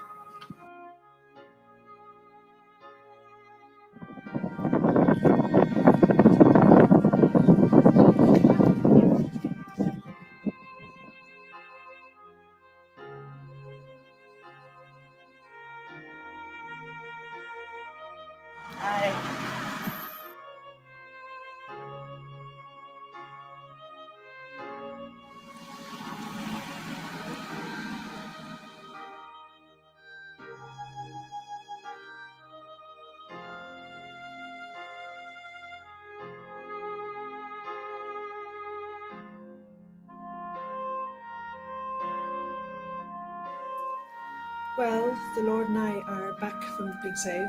It didn't exactly go to plan because the slaughterhouse, basically as soon as they heard we were coming, they ceased production for the day and one of the trucks arrived in. So we didn't see any pigs. I have mixed feelings about that because I think probably the pigs we saved today will just be brought to the slaughterhouse tomorrow, but it felt important for us to be there anyway, and I'm glad I went.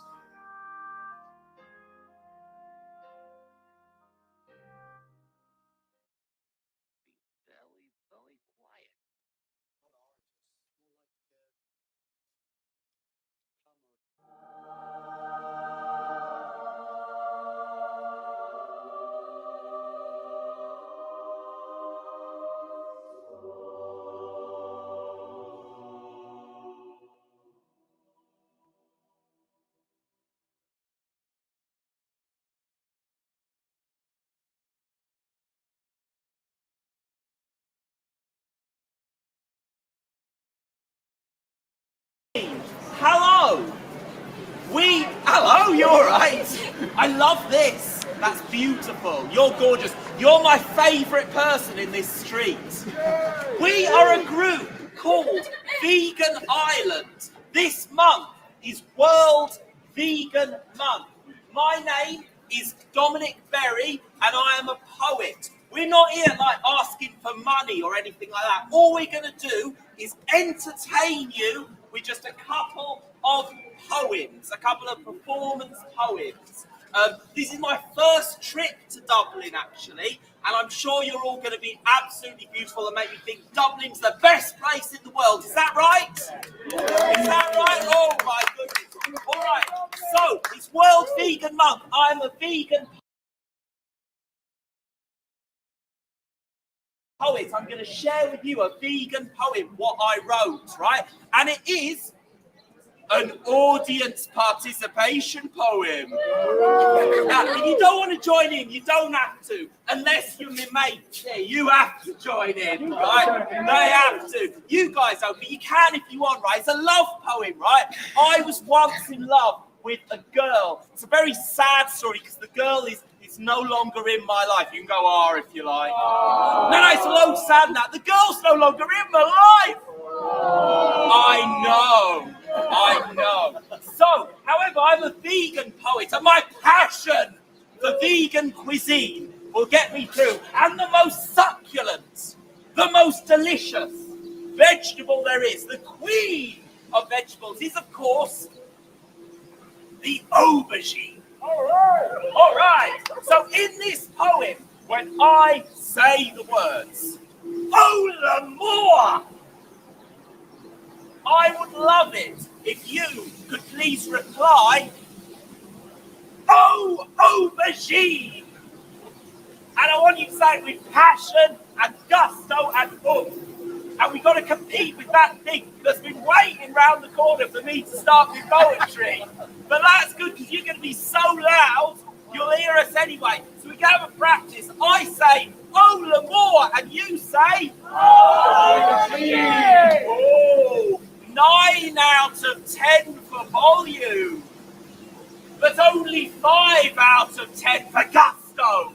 This is my first visit to Dublin, and I believe that Dublin's got more gusto than that. Let's do it again with all the passion of your soul. Here we go, ready? Oh, l'amour! Oh, very, very good. Okay, here is my poem. Oh, thank you. A round of applause for the lovely street cleaning people who are going very slowly away from us. Beautiful people. We love it with all our heart. Can I say I love your scarf there? It's a work of art. Beautiful. Beautiful. Hey, right. Let us begin.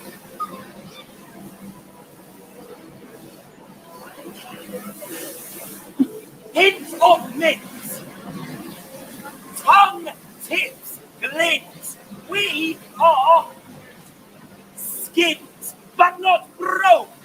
She fixes me, woke me, because we cook curry thick and runny.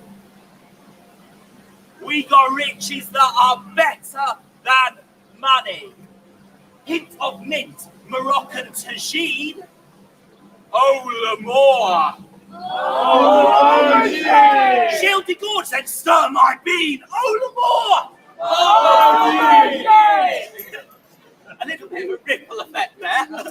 Smoky nightshade, darkly lean. Oh, l'amour. Oh, yeah. Lick her. Plates all shiny clean. You've got a rude mind. Oh, l'amour. Oh, yeah. Share this moment. Share this meal. I share the cost. I don't share how I feel. I don't talk too sweet, don't recollect, though her eyes reflect when we first met. She was a one-woman army, tough vegan machine. Oh, l'amour! Oh, but then...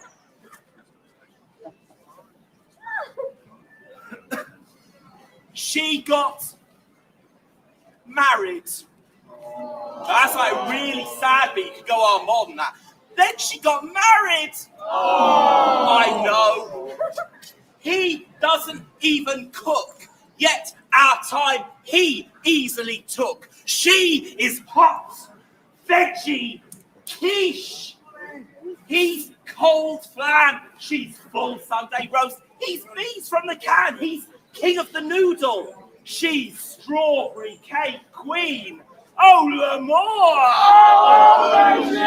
His celery's wilted, but she's luscious and green. Oh, L'Amour! Don't talk too sweet. Don't share how I feel, because occasionally we do still share a meal.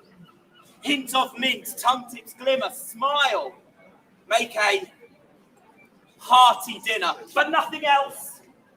I don't act too keen. Oh, L'Amour. We've got this moment. We are lush, serene. Oh, L'Amour. Oh, my word. Give yourselves a round of applause. Look at you all. People of Dublin are so beautiful. Any one of you who's over the age of 18, I would happily make you my life partner. You're that beautiful, especially with your ears, you know. My word, my word. Okay, so my name is Dominic Berry. I'm a poet. I'm here with Vegan Ireland because this month is World Vegan Month. We are parading the streets of Dublin with performance poetry, my dear. And it's going to be all over the shop. Where are we next, Roger? We're going to do one more poem before we leave here. Where are we next? We're going to the top of Grafton Street. Top of Grafton Street at 2 o'clock, and then in Cornucopia, the restaurant, at 3 o'clock. So you might catch us again. Check out the Vegan Ireland website. All we're doing today, we're not asking for money. We're just entertaining, because you might have thought before seeing us today that vegans were all limp, lifeless blobs of jelly, just lying around the floor going, oh, I'm so weak and pathetic. And look at us, we're full of joy. And yeah, so I've got one more poem for you, and it's about science, as it happens. Yes. It's about protein. Do we have any scientists stood around here?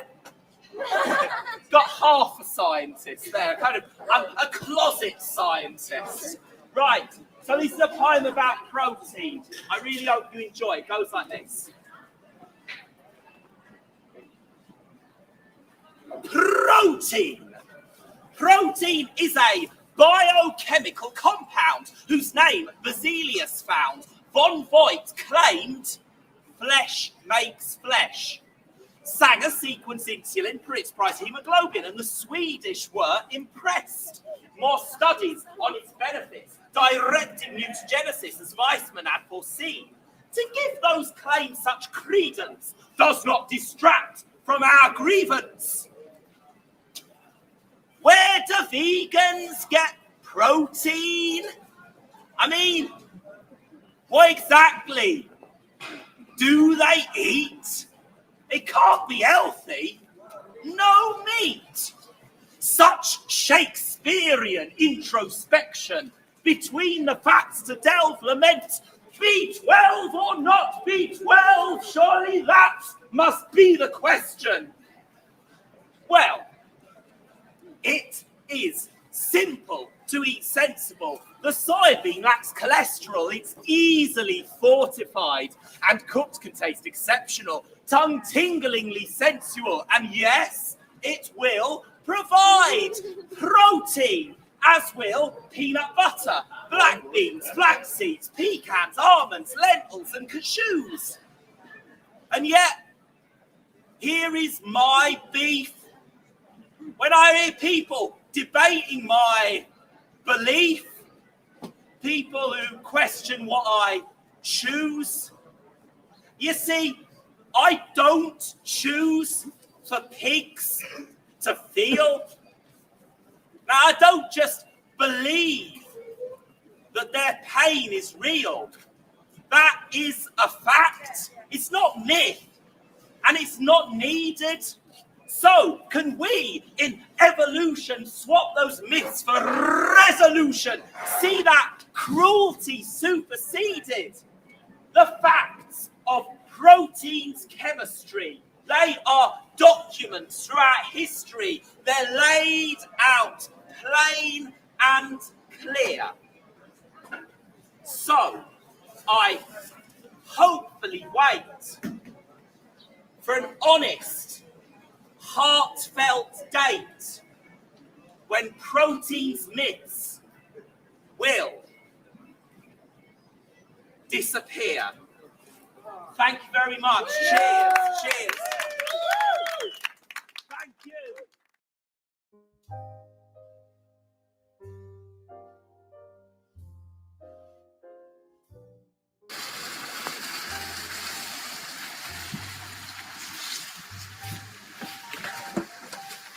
Hello, Sandra. You all right? Oh, nice one.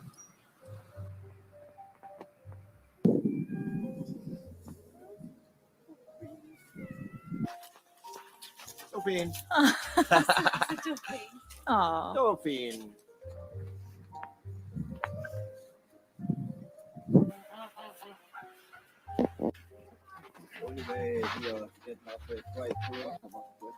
They're the three that we used to.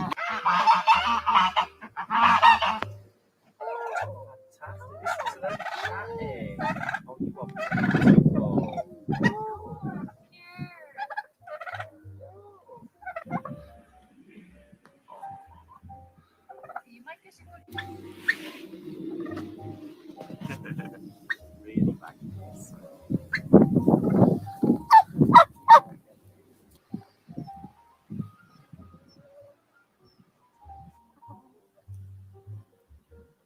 You're on the mend though, aren't you? You're on the mend.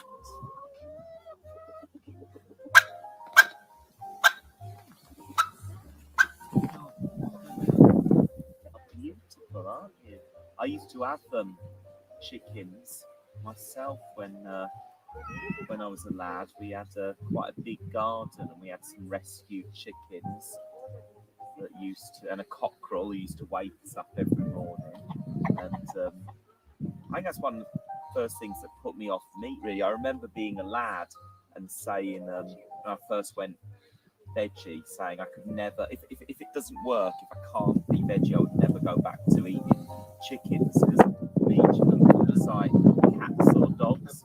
But then once I'd made that link, kind of couldn't not apply it to cows or sheep or any animal, really. I think if you get to know any living being, you know, it's hard to then look at it on your plate. Especially ones as beautiful as you ladies.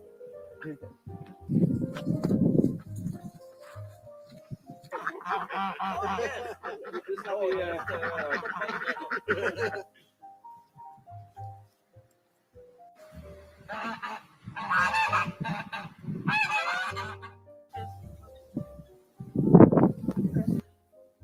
Today's been a real first for me coming here to Eden Farm Animal Sanctuary, because a lot of farm animals I've only ever seen in farms, and it's just amazing to see animals so happy. Now, I know there's a lot of people who say, oh, that's personifying animals, say animals happy, and those people are fools because you can see how happy the animals are, how friendly they are, how keen they are. The chickens like running up towards you, you know, so friendly, so happy to be stroked and petted, and it's really heartwarming but heartbreaking as well, because thinking of so many animals that aren't as lucky as the ones here, it does make me very happy to think of the people who do support Eden, knowing that there's folk who donate to help the fantastic work here carry on.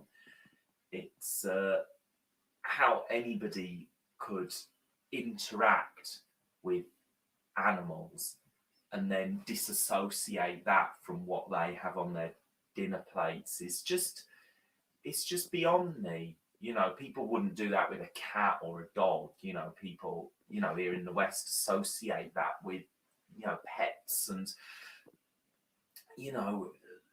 petting the chickens, seeing their individual personalities. The turkeys, they're so different to each other. Their characters are so unique. It's a really, really beautiful place, and I won't forget coming here. It's been a really memorable morning, and got me very emotional in a good way.